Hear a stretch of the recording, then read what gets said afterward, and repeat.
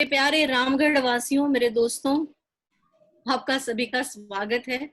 Screen writers association की तरफ से हमने मेंटल हेल्थ अवेयरनेस के लिए जो वेबिनार्स की सीरीज एक चलाई है, उसमें आज की कड़ी है। और आज हमारे साथ हैं कानपुर से डॉक्टर आलोक बाजपेयी। इनके बारे में जितना कहा जाए उतना कम है, लेकिन मैं चाहती हूँ कि इंट्रोडक्शन आप बिल्कुल शांति से सुन ले, क्योंकि उसी से फिर आपके सवाल और उसी से फिर आपके दिमाग में जो जवाब निकलने वाले हैं वो इसी इंट्रोडक्शन से आएंगे, क्योंकि बहुत ही महत्वपूर्ण व्यक्ति है ये। आज न्यूरो साइंस और मेंटल हेल्थ के एरिया में काम करने वाले। इनका ट्रेनिंग साइकियाट्री का हुआ है न्यूमैन्स, जो एक बैंगलोर में बहुत ही अहम और इम्पोर्टेंट न्यूरो साइंस और मेंटल हेल्थ को लेके इंस्टीट्यूट है, वहां से इनकी ट्रेनिंग हुई है। उसके बाद वो प्रदेश भी गए थे, वहां से फिर वापस भारत आ गए और अब कानपुर में आईआईटी के साथ कंसल्टिंग साइकियाट्रिस्ट के तौर पे काम करते हैं।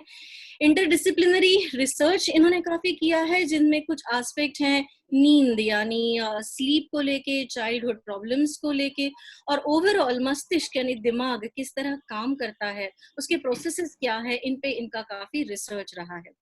एक और इम्पॉर्टेंट और इंटरेस्टिंग बात इनकी ये है कि इन्होंने महात्मा गांधी जी ने खुद पे डिसिप्लिन लाने के लिए या फिर खुद को और परफेक्ट बनाने के लिए किन किन चीजों का, किन प्रिंसिपल्स का अवलंबन किया था, इनका भी उन्होंने अध्ययन किया है।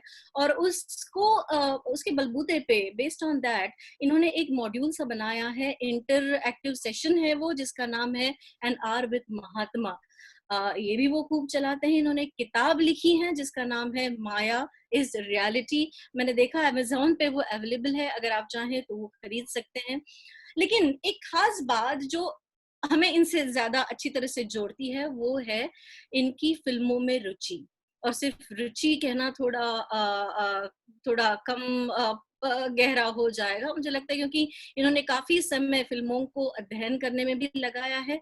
अपने एफटीआई में, पुणे के फिल्म इंस्टीट्यूट में जाके वो जो कोर्स होता है फिल्म अप्रिसिएशन का, वो भी किया है। ऑस्ट्रेलिया से भी कुछ ऐसे कोर्सेज किए हैं। तो हमारी कॉम, हमारी जात राइटर्स की, मीडिया राइटर्स की क्या है, इसको वो बहुत अच्छी तरीके से जानते हैं, पहचानते हैं। तो चलिए आज ये दिमाग का, मैंने भी लिखा था मास ईमेल्स में भी मैंने यही वर्ड्स यूज किए थे, क्योंकि मुझे ऐसे ही लगता है हमेशा कि ये जो दिमाग का रेडियो है, जो मोबाइल है, उसको खोल ही दे एक बार और देख ले कि इसके चिप्स कहाँ हैं, सर्किट्स क्या हैं, शोर कहाँ से हो रही है और संगीत कहाँ से निकल रहा है। डॉक्टर आलोक बाजपेयी जी, नमस्कार। नमस्कार मनीषा जी, क्या हाल है आपके? बस मजे में। भाई ऐसा है कि जब आप मेरे बारे में बता रही थी तो हर जगह जहाँ पे मेरा इंट्रोडक्शन होता है मुझे घूम घूम के महाभारत की एक कहानी याद आ जाती है। वो महाभारत में एक बहुत बड़े साइकोलॉजिस्ट थे जिन्हें हम कृष्ण भगवान के रूप में जानते हैं आजकल। हर समस्या का निदान उन्हीं के पास रहता था। तो एक बार कभी शायद 11-12वां दिन में शायद पांडव सेना पे काफी उपद्रव मचाया हुआ था द्रोण जी ने। तो जब अर्जुन शाम को खेमे में पहुंचे तो उनके बड़े भाई थे युधिष्ठिर, उन्होंने एक ताना कस दिया उनपे कि तुम ये बहुत गांडीवधारी धनुर्धर अर्जुन बने घुमा करते हो, ये बूढ़े लोग हमारी सेना साफ कर देंगे, कब मारोगे इनको? अर्जुन ने कसम खाई थी कि जो गांडीव को गाली देगा उसका मैं वध कर दूंगा।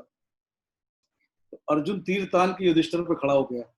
अब आप सोचिए महाभारत के बीच में दो भाई जो उनके ऊपर सारा दारोमदार है, वो लड़ाई में पड़े हुए। तो लोगों ने बीच बचाव किया तो अर्जुन को ग्लानि शुरू हो गई कि अब मैं आत्महत्या करूंगा, मैंने बड़े भाई के लिए ऐसा किया। तो उनको जब तक रोकते तब तक कृष्ण आ गए।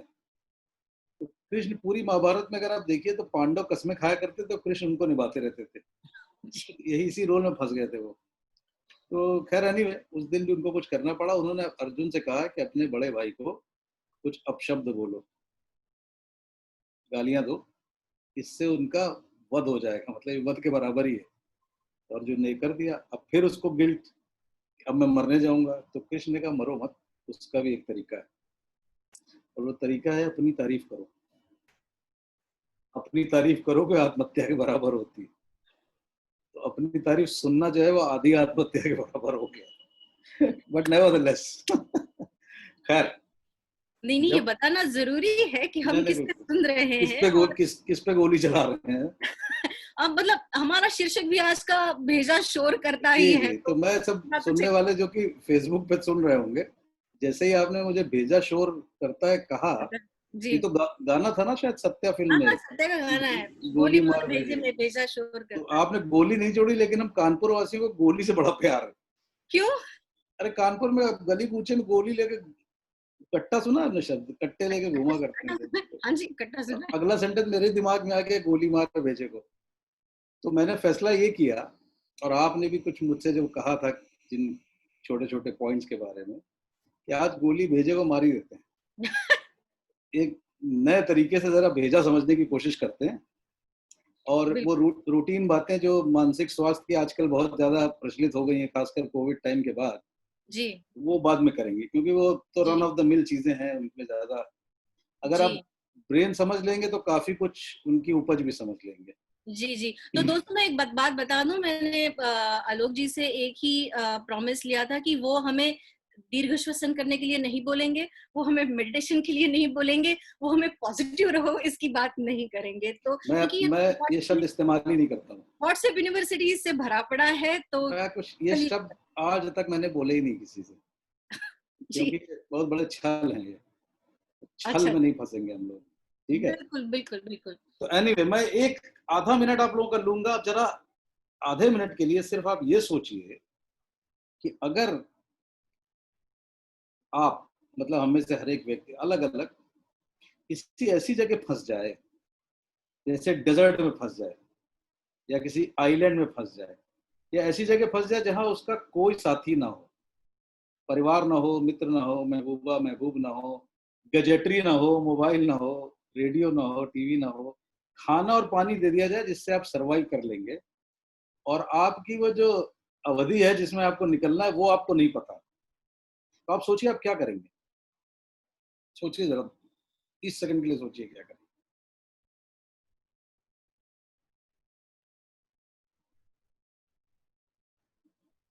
जवाब देना है। ना क्या जवाब, क्या देना, जवाब पता है ना। बिल्कुल। मैं बता रहा हूँ क्या करूँ, मुझे भी जवाब पता है। थोड़ी देर में जब आप आसपास अब एक्सप्लोर कर चुके होंगे, जब खाना पीना खा चुके होंगे, हो सकता है एक नींद भी ले चुके हो, और आपको पता नहीं कब जाना है, उसके बाद आप बैठ के वही करेंगे जो आज से 40-50 हज़ार साल पहले या 2 लाख साल पहले का मनुष्य करता था। वो करता क्या था, वो कहानियां बुनता था। मनुष्य का दिमाग सोचने वाला जो आया है, वो कहानियां बुनता है, और आप सब कहानी बुनने में एक्सपर्ट हैं। आप जैसे कहानियां बुनते हैं, लेकिन आप कहानियां बुनते हैं काम की तरह, दिमाग के कुछ एक हिस्से का इस्तेमाल करते हैं, या कुछ एक सेट ऑफ इंफॉर्मेशन का इस्तेमाल करते हैं। दिमाग सदियों से ये कर रहा है, और सदियों से क्या कर रहा है, भीम पेटिका में जाइए भोपाल के नजदीक, तो वो जो चित्र बने हुए हैं, चित्र बने हुए हैं, हाँ हाँ जी। पत्तियों से तोड़ तोड़ के रंग निकाल के, रंग या निकाल। सदर्न वेस्ट फ्रांस की गुफाओं में जाइए, वो क्या कर रहे थे, वो सिर्फ उस समय की कहानी लिख रहे थे। जो दुनिया और एक्शन उन्होंने देखा था, वो चित्र बना के चले गए। शायद भाषा नहीं थी, या लिखना नहीं आता था, या शब्द नहीं थे। अब क्या करते हैं, कहानीकार, सिनेमा लेखक, साइंटिस्ट, आर्टिस्ट, ये दुनिया का जितना झमेला है, ये सब आदमी की अपने समय की कहानी कहने का तरीका है। शाहजहां ने अपने समय का ताजमहल बनाया था, वर्ल्ड ट्रेड सेंटर नहीं बनाया था। तो वर्ल्ड ट्रेड सेंटर की कहानी नहीं थी, कहानी तो अब स्काई स्क्रेपर की खड़ी हुई है। तो हर वक्त में जब आदमी का इवोल्यूशन हुआ है, अपने समय की कहानी कहना और उसका कुछ निशान छोड़ जाने का एक दिमाग का बहुत बड़ा काम है। लेकिन ये हुआ कहाँ से, और आदमी का आज का दिमाग हम जो समझ रहे हैं, वो आया कहाँ से, इसके लिए जरा आपको पीछे चलना पड़ेगा। कब, 6 बिलियन साल पहले, समुद्र की तलहटी में, बिल्कुल डीपेस्ट लेयर ऑफ समुद्र में, जहां आदमी पहुंचा नहीं है। शायद वो गए थे पनडुब्बी में बैठ के, जिन्होंने टाइटैनिक बनाई थी, कैमरॉन साहब, टाइटैनिक देखने के लिए पनडुब्बी में गए थे नीचे वो, जी, लेकिन वो भी मध्य तल था, बिल्कुल नीचे का तल वो भी नहीं था। तो शायद वहां पे जब पहला लाइफ का, एनिमल लाइफ का, या हो सकता है उससे पहले भी, जो जीन होती है, जीन्स कहते हैं जिनको, जी, आजकल तो सभी को पता है ना कोविड के चलते, जी, जी। RNA gene, DNA RNA, gene. जी, यस। वो जीन जब बनी होगी, जीन की इंटेलिजेंस पहली क्या थी? जीन को दिमाग नहीं था जीन के पास ऐसा, लेकिन जीन को इतना पता था कि अगर सरवाइव करना है इस सुनामी में, ये बिजली में, ये पेड़ के नीचे दब के, तो उसका तरीका ये है कि अकेले तो सरवाइव कर नहीं पाओ, तो मल्टीप्लाई, रेप्लिकेट करो, और अपनी जैसे कई बनाओ, बनाते चले जाओ, बनाते चले जाओ, तो इतने बन जाएंगे कि वो खत्म करना जरा मुश्किल होगा। कोविड खत्म करना क्यों मुश्किल है? वो जितनी देर में एहसास होता है उतनी देर में मल्टीप्लाई कर जाता है। वायरस मल्टीप्लाई, और बैक्टीरिया जानते हैं, करेक्ट। ये डिवाइड की, जो divide and live, multiply and live, ये इंटेलिजेंस जीन से आ रही है। लेकिन जैसे जैसे इवोल्यूशन हुआ, तो वैसे वैसे बॉडीज ने शेप लेना शुरू किया, तो उसके साथ डेवलप हुआ नर्वस सिस्टम। नर्वस सिस्टम इसलिए था, वो लाइफ और एनवायरनमेंट के बीच का इंटरफेस है। और ओके, एनवायरनमेंट क्या भेज रहा है, नर्वस सिस्टम उसको रिस्पॉन्ड कर रहा है, और उसकी मेमोरी जीन्स को पास कर रहा है, ताकि अगली जनरेशन को पास हो जाए। तो अब देखिए क्या इवॉल्व होना शुरू हुआ। अमीबा था, एक छोटा जानवर, उसको ऐसे पोक करो वो रिट्रैक्ट कर लेता है। जी, this is a memory, this is hmm, a job of a nervous system. हमें भी कोई सुई चुभोता है, हम रिट्रैक्ट कर लेते हैं। आग में हाथ जाता है, वापस कर लेते हैं, रिट्रैक्ट कर रहे हैं। वही नर्वस सिस्टम की मेमोरी चली आ रही है अमीबा से, कुछ जी, अलग नहीं है ये। फिर इवोल्यूशन हुआ, कई तरह के जानवर बने। तो सबसे पहले क्या जानवरों में बनना शुरू हुआ, वो हुआ मोटर सिस्टम्स हो गए थे। मोटर सिस्टम मतलब मूवमेंट के लिए। आप मगरमच्छ को देखें, रेप्टाइल्स को देखें, चींटी को देखें, सब में मूवमेंट का सिस्टम बड़ा परफेक्ट है। जी, तो हमारा भी ब्रेन जो है, उसके सबसे पहला इवोल्यूशन में डेवलप हुआ मोटर सिस्टम। उसके बाद जब जानवर बढ़े, चिंपैंजी, अब फिर इमोशन आया, इमोशनल ब्रेन आया। इमोशनल ब्रेन आप देखिए, कुत्ते, हाथी, घोड़े सब हंसते हैं, सब रोते हैं। हुँ, जो हमारा थिंकिंग ब्रेन है, ये इवोल्यूशन में सबसे बाद में आया, शायद ओके, पिछले 2 4 5 लाख सालों में आया होगा। और उसमें भी भाषा सबसे बाद में आई। जी, लेकिन जब थिंकिंग ब्रेन का ये हिस्सा जो है, ये थिंकिंग ब्रेन, थिंकिंग ब्रेन क्या करता है, अंदर का जो वो इमोशनल ब्रेन है ना, उसको काबू में रखता है। इसका फंक्शन जब जरा सा भी गड़बड़ाता है, तो आदमी देखिए क्या होता है, शराब पी के हो जाते हैं ना लोग, बहकने लगते हैं, तो ये हिस्सा जरा कम काम करने लगता है। किसी को ट्यूमर हो जाए तो कम काम कर, तो लोग बड़े इम्पल्सिव हो जाते हैं। तो ये जब ब्रेन इवॉल्व हुआ, तो ब्रेन के बारे में सिंपलेस्ट सेंटेंस में अगर मैं आपको बताऊं, तो ब्रेन के अंदर समझ लीजिए 10⁻11, मतलब 10 के बाद 11 जीरो, इतने फाइबर्स हैं जिनको न्यूरॉन कहते हैं। वो इलेक्ट्रिकली एक्टिव रहते हैं, और उससे ही सारा काम चलता है। और ब्रेन के ऐसे हिस्से भी हैं कि थोड़ा रोल डेजिग्नेट कर दिया गया है उनको, जैसे आपकी जी, फिल्मों में होता है, विलन, हीरो, हाँ, रोल्स हैं उनके। जी, अब आजकल आप लोग ब्लर कर देते हो, बात अलग है कि समझ में नहीं आता कौन हाँ, विलन है ग्रे कौन हीरो। कैरेक्टर्स का ग्रे फिलहाल दौर चल कैरेक्टर्स रहा आप है। लोगों ने कर दिया, पर एक जमाने में अच्छे अच्छे लोग होते थे, बुरे बुरे लोग होते थे। चलो कोई नहीं, ये भी ठीक है, नॉन लीनियर कहानी चलती रहती है। तो ब्रेन क्या करता है, हिस्से डिवाइड कर दिया कि सेंसेशन कहाँ जाएगा, कौन सा हिस्सा हाथ का मूवमेंट कंट्रोल करेगा, कौन सा टेस्ट करेगा, ये सब मोटा मोटा डिवीजन है। बट जी, आइसोलेशन में काम नहीं करते। आइसोलेशन में सब हिस्से कनेक्टेड रहते हैं। ओके, और जहां से पैदा होता है बच्चा, वहां से लेकर 18 19 20 साल तक, या कहिए पूरी उम्र तक, और मोटा मोटा 18 19 20 साल तक, जो जो दिमाग में जाता है, जो भी जी, जाता है, चाहे वो टच हो, चाहे प्यार हो, चाहे एंगर हो, चाहे ट्रॉमा हो, वो सबकी मेमोरी ब्रेन में चलती रहती है, और वैसे नेटवर्क बनते रहते हैं।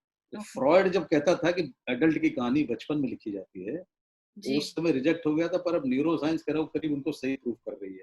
आप जैसे बन के निकलते हैं, वो आपकी परवरिश पे निर्भर करता है। ओके, आप एक एक जमाने में एक परसेंटेज तय हुआ करता था साइकोलॉजिस्ट में कि 60-40 जेनेटिक्स का ना, जेनेटिक्स, नेचर और नर्चर। Genetics, yes. तो मतलब अभी कहाँ, पार्टी कहाँ पे अभी रही? 10, 12, 15 वर्ष पहले तक तो बहुत अहंकार हो रहा था हम लोगों को कि हम जीन से सब कुछ प्रूव कर देंगे। अभी जीन्स थोड़ा नीचे आ गई है, क्योंकि जीन्स के ऊपर एक चीज आ गई है, एपिजेनेटिक्स। अच्छा। और एपिजेनेटिक्स कहाँ से शुरू हो जाती है? पेट में बच्चा है, मैं जैसे कई माओ से कहता हूँ कि जब कंसीव कर जाओ तो थोड़ा दिन दुनिया की चिंता छोड़ दो, कम से कम 9 महीने। क्योंकि हम्म। 9 महीने में तुम जैसा सोच रही हो, जैसा दिमाग रख रही हो, वोम के इर्द गिर्द वैसे ही फ्लूइड होगा, उसी में कॉर्टिजोल या और केमिकल्स होंगे। वाह, depending on mother's strep brain की ज्योमेट्री बदल जाती क्या है बात है। माइक्रो लेवल पे। वाह। तो अगर कोई एंशियस है बड़ा होके, तो ये समझ लीजिए कहानी उसकी बचपन में लिख दी गई है। तो टेम्परामेंट उसका एक लेके आप पैदा होते हैं, और माहौल आपको बदलता जाता है। वाह। बिरले गांधी जैसे होते हैं जो टेम्परामेंट बदल लेते हैं, हम्म। पर वो जब अलग कहानी है। तो अब आप ये समझिए ना, जब आप कहानी लिख रहे हैं तो आपने कुछ इन्फॉर्मेशन गैदर की, एक विषय तय किया, उस पर आपने इनपुट डाला, फिर उससे अपने दिमाग के घोड़े फ्री जोड़े, कुछ फैक्ट्स लिए, कुछ फिक्शन लिया, ये जोड़ के आप एक फिल्म की कहानी लिख देते हो, या कहानी लिख देते हो, या जो भी कर देते हो। ब्रेन तो सदियों से यही कर रहा है, और आपके हर क्षण में पैदा होने से लेकर मृत्यु तक वो कहानी लिख रहा है। और कैसे लिख रहा है कहानी? मैं कहानी क्यों कह रहा था, वो इसलिए कह रहा था कि ब्रेन की फंक्शनिंग को बिल्कुल अगर ग्रॉस लेवल में मैं आपको समझाऊं बिना टेक्निकल हुए, आपका ब्रेन हर वक्त नींद में भी जो जो एनवायरनमेंट से आ रहा है वो सब ले रहा है।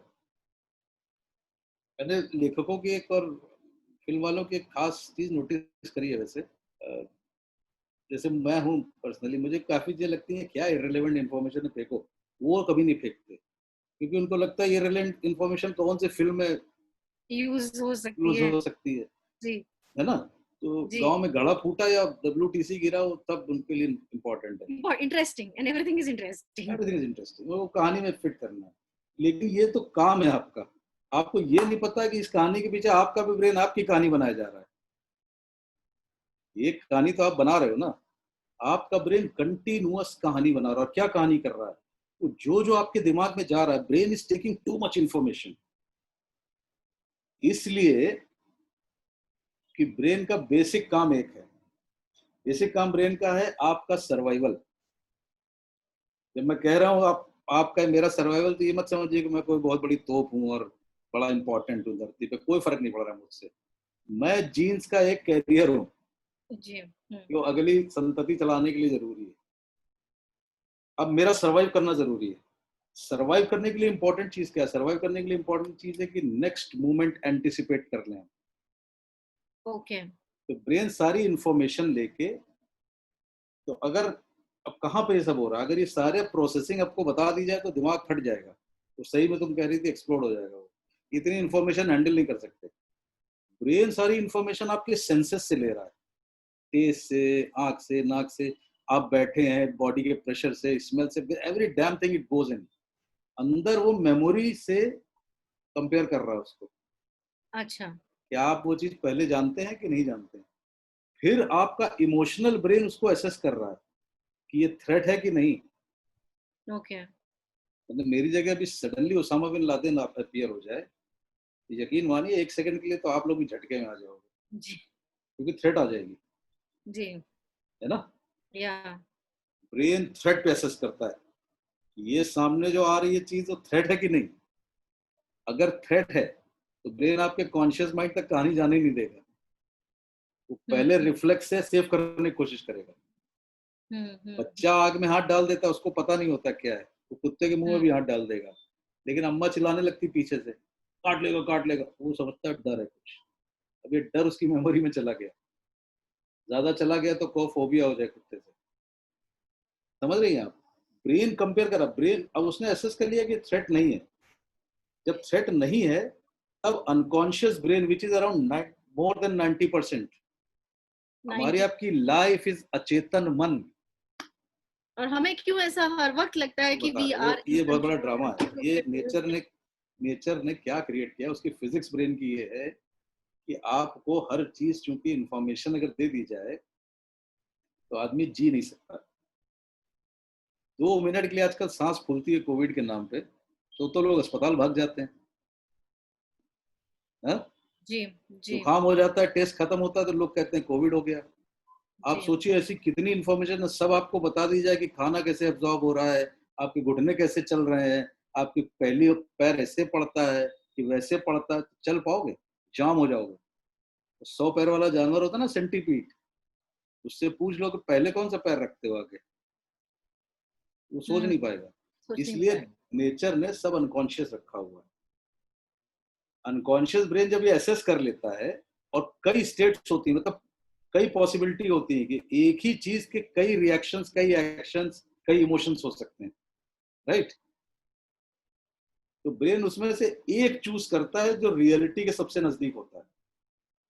आपके चेतन दिमाग में बस उतनी ही बात आती है।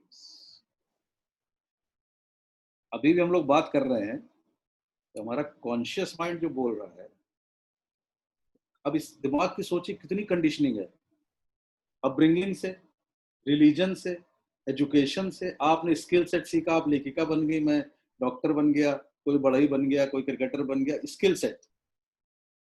तो स्किल सेट ब्रेन सीख जाता है। लोग अपने स्किल सेट में बार बार प्रैक्टिस करके सीख जाते हैं। अब प्रैक्टिस क्या करती है? प्रैक्टिस एक बहुत बड़ा काम करती है। ब्रेन सर्वाइवल के लिए काम कर रहा है और एंटिसिपेट कर रहा है फ्यूचर, इमीडिएट फ्यूचर और आगे का। ब्रेन इसलिए कर रहा है कि दिमाग आदमी का अनसर्टेनिटी बर्दाश्त नहीं कर सकता।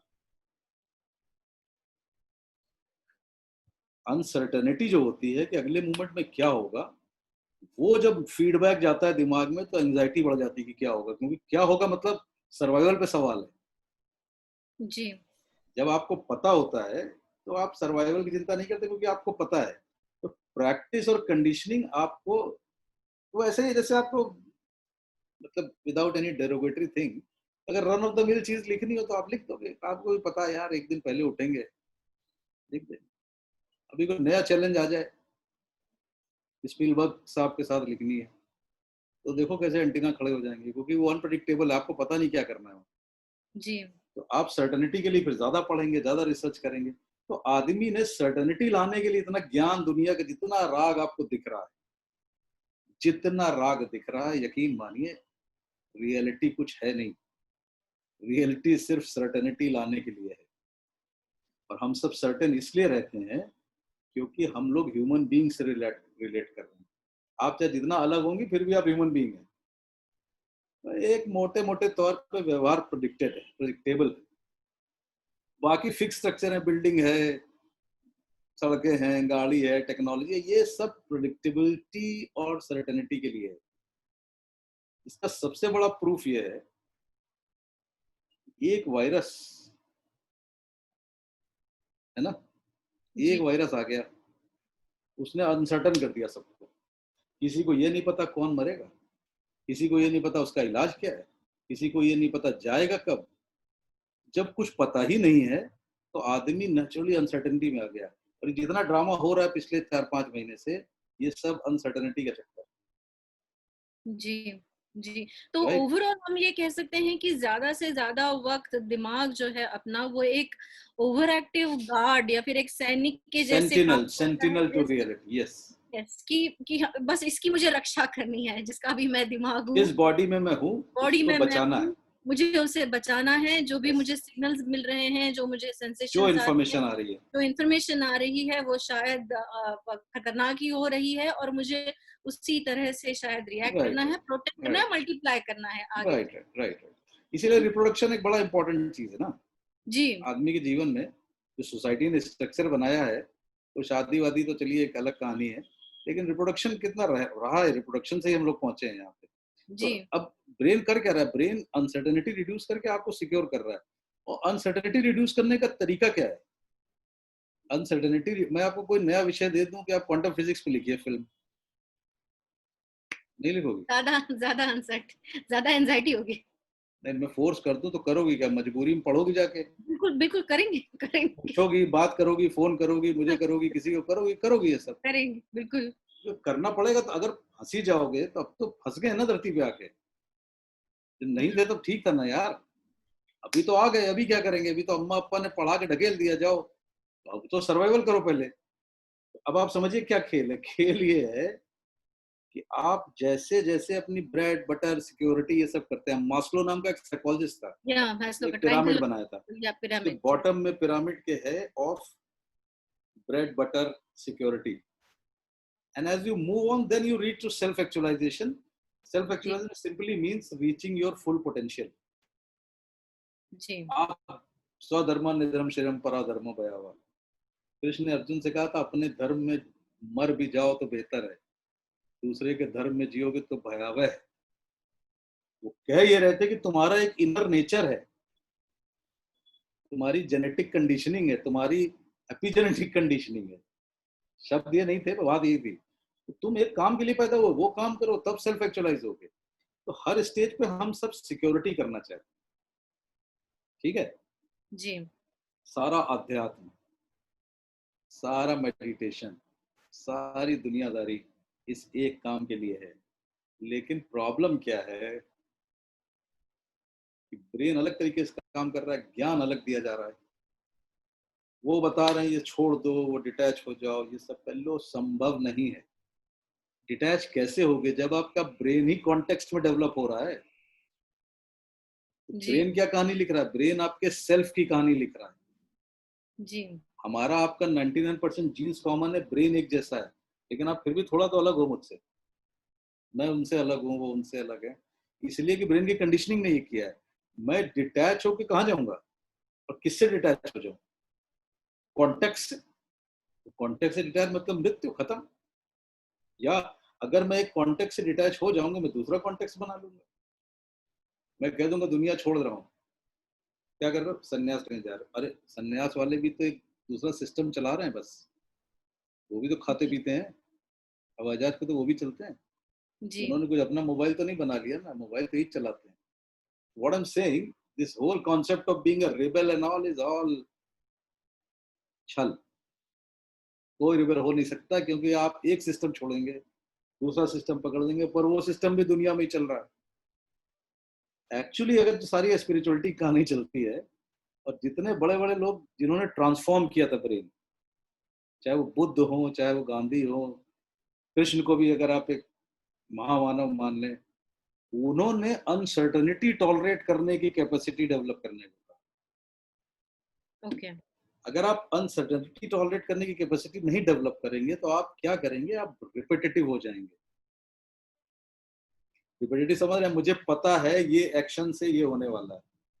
जी लोग कैसे सीखते हैं, अगर मैं किसी को गाली दूं और वो आदमी दोस्त होगा हंसने लगेगा, तो मुझे कुछ लगेगा ठीक है यार अगली बार भी गाली दे लेंगे। लेकिन मैं गाली दूं और सामने वाला मुंह बना ले, तो मेरे दिमाग को फीडबैक जाएगा, भैया गलत है, जरा पंगे मत लो। ब्रेन सीखेगा कि अगली बार इस व्यक्ति से बात नहीं करनी। ऐसे कर करके ब्रेन सीखता रहता है। तो ब्रेन रिपीटेटिव काम करता है। तो ब्रेन के कई काम है। एक तो ब्रेन का काम यह है, जो इस पॉइंट पे आप मन को ला सकते हैं। मन शब्द है ना बहुत कॉमन। हाँ, मैं पूछने ही वाली थी कि ये जो इक्वेशन आप बना रहे हैं वो हाँ इतना ब्रेन डोमिनेटेड सा लग रहा है, हाँ हाँ, तो फिर बता रहा इसमें हूँ। मन, मन ये कहाँ है, मन कहाँ मन बैठता है और मन क्या मन करता मन मन जो है, मन को अंग्रेजी में नियरेस्ट ट्रांसलेशन है माइंड, ठीक है। है? Mind is a function of brain. Okay जो इलेक्ट्रिकल केमिकल एक्टिविटी इतने मैथमेटिक्स और फिजिक्स चल रही है, उसका एंड प्रोडक्ट जो है वो माइंड है। लेकिन वो कोई हवा में एग्जिस्ट नहीं कर रहा है, ये इलेक्ट्रॉन की तरह कि हमारा मन बैठा हुआ है मार्स में। मार्स के बारे में आप सोच ही नहीं पाएंगे अगर मार्स के बारे में पता नहीं है आपको। जी लेकिन मन जब भाषा में इस्तेमाल करते हैं, तो मन एक सिंपल फैक्टर नहीं रह जाता। जैसे आप कहते हैं मन नहीं लग रहा, कहते हैं ना जी आज मन ठीक नहीं है। मन नहीं लग रहा और मन ठीक नहीं है, दो अलग अलग कहानियां हैं। जी मन नहीं लग रहा is a problem of concentration, which is a part of concentration cognition. मन ठीक नहीं है is a matter of emotion, जी ठीक है।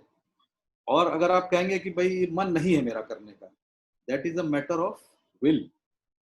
मन नहीं है करने का। तो व्हाट आई एम सेइंग, हम्म जो मन जो है ये माइंड है, इसके कंपोनेंट्स बहुत सारे। जी। हम रियलाइज इसलिए नहीं करते क्योंकि एक कंटिन्यूअस फ्लो में लाइफ चले जा रही है। जी। तो तो क्या कुछ कुछ मन के प्रोसेसेस भी हैं जो मतलब what can we say we know the functioning of a brain which is या लाइक तो over functioning of brain is creating what we know psychologically. जो हम साइकोलॉजिकल डेफिनेशन लाते हैं, जिसमें हम इमोशन की बात करते हैं, जिसमें हम कॉग्निशन की बात करते हैं, कॉग्निशन के अंदर जजमेंट है, एब्स्ट्रैक्ट थॉट है, या हायर थॉट है, या इनसाइट है, या जस्ट जितने सेंस हैं, sense of justice, sense of this is all cognition. Mind का ये काम है। जस्टिस ब्रेन में कहाँ एग्जिस्ट करती है? इसलिए नहीं एग्जिस्ट करती कि एक बार इवोल्यूशन पे एक सेकंड के लिए फिर चलिए। इवोल्यूशन में आदमी खा कैसे रहा था? मार के खा रहा था ना। जी। तो हिंसा तो हमारे नेचर में है। हमारे ब्रेन में हिंसा है, अहिंसा नहीं है। गांधी जी को बड़ी मेहनत करनी पड़ी भाई, ऐसे नहीं मैंने हो गया था। हम्म। अहिंसा। जैसे हमारे ब्रेन के नेचुरल इमोशंस क्या है? Anger, lust, joy, sadness, play. इसमें लव नहीं है कहीं पे। फंस गया ना मसला। हम्म। हम्म। गेम और भी है, ये तो बड़ा कॉम्प्लिकेटेड गेम है ये। तो हम चाहे जितना भी सोचे कि हम बहुत ही इवॉल्व और सोफेस्टिकेटेड ह्यूमन बीइंग्स बनते जा रहे हैं, दैट वी आर अच्छा, मूविंग टुवर्ड्स अच्छा, more compassion, no no. But the very basic instincts are still very so much so what has strong and happened, what you are saying is very important. इसलिए भी important है कि आप देखिए सारे जानवरों में ग्रुप लिविंग नहीं होती थी।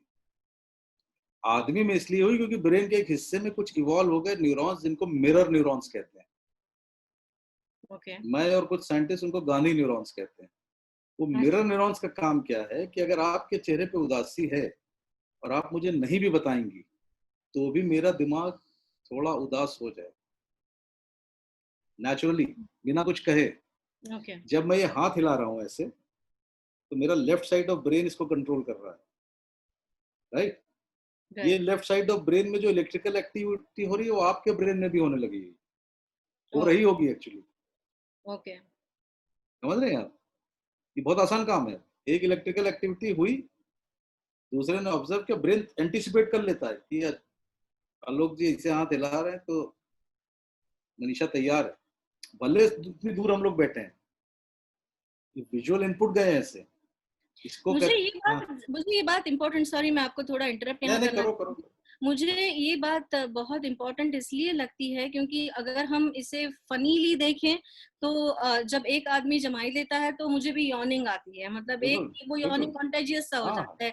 ये इसकी थोड़ी लाइटर बात करें तो, अरे लेकिन लाइटर बंदर बंदर करते हैं ना। लेकिन अगर इसका एक दूसरा इम्प्लीकेशन जो ज्यादा आजकल दिखने में आ रहा है वो ये है कि आप चारों तरफ देखिए, मेरी इंडस्ट्री तो बहुत ही मतलब झुलस रही है, दहल जो भी बहुत ही क्रिटिकल न्यूज, बहुत ही दिल दहलाने वाली न्यूज, हम्म, सुसाइड की न्यूज, हम्म, और एक हम्म, नहीं अनेकों न्यूज, हम्म, काम नहीं है, चारों तरफ से लगता है कि पता नहीं। हम्म, सो ये अगर ये मिरर न्यूरॉनिंग अगर हम कहें तो ये बात इतनी इंपॉर्टेंट हो जाती है कि थियरी में आपने ये कह दिया, लेकिन ये जब मैं समझ रही हूँ तो मुझे लगता है कि हम लोगों को मित्रों इससे थोड़ा एलियनेट होना, थोड़ा खुद को डिस्टेंस करके देखना थोड़ा इजी हो जाएगा कि ये मुझे राइट इसलिए भी राइट लग रहा राइट है राइट। क्योंकि ये बाहर इतनी तादाद में और इतने मैग्नीट्यूड में हो रहा अभी मैं एक शब्द बोलूंगा, आपका सब क्लियर हो जाएगा। उस शब्द को कहते हैं है। एम्पैथी। एम्पैथी।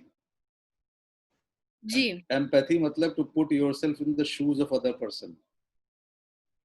जी। ह्यूमन माइंड की सबसे बड़ी नीड है, जो बाकी एनिमल किंगडम में नॉन वर्बली होती है, उसको कहते हैं कम्युनिकेशन।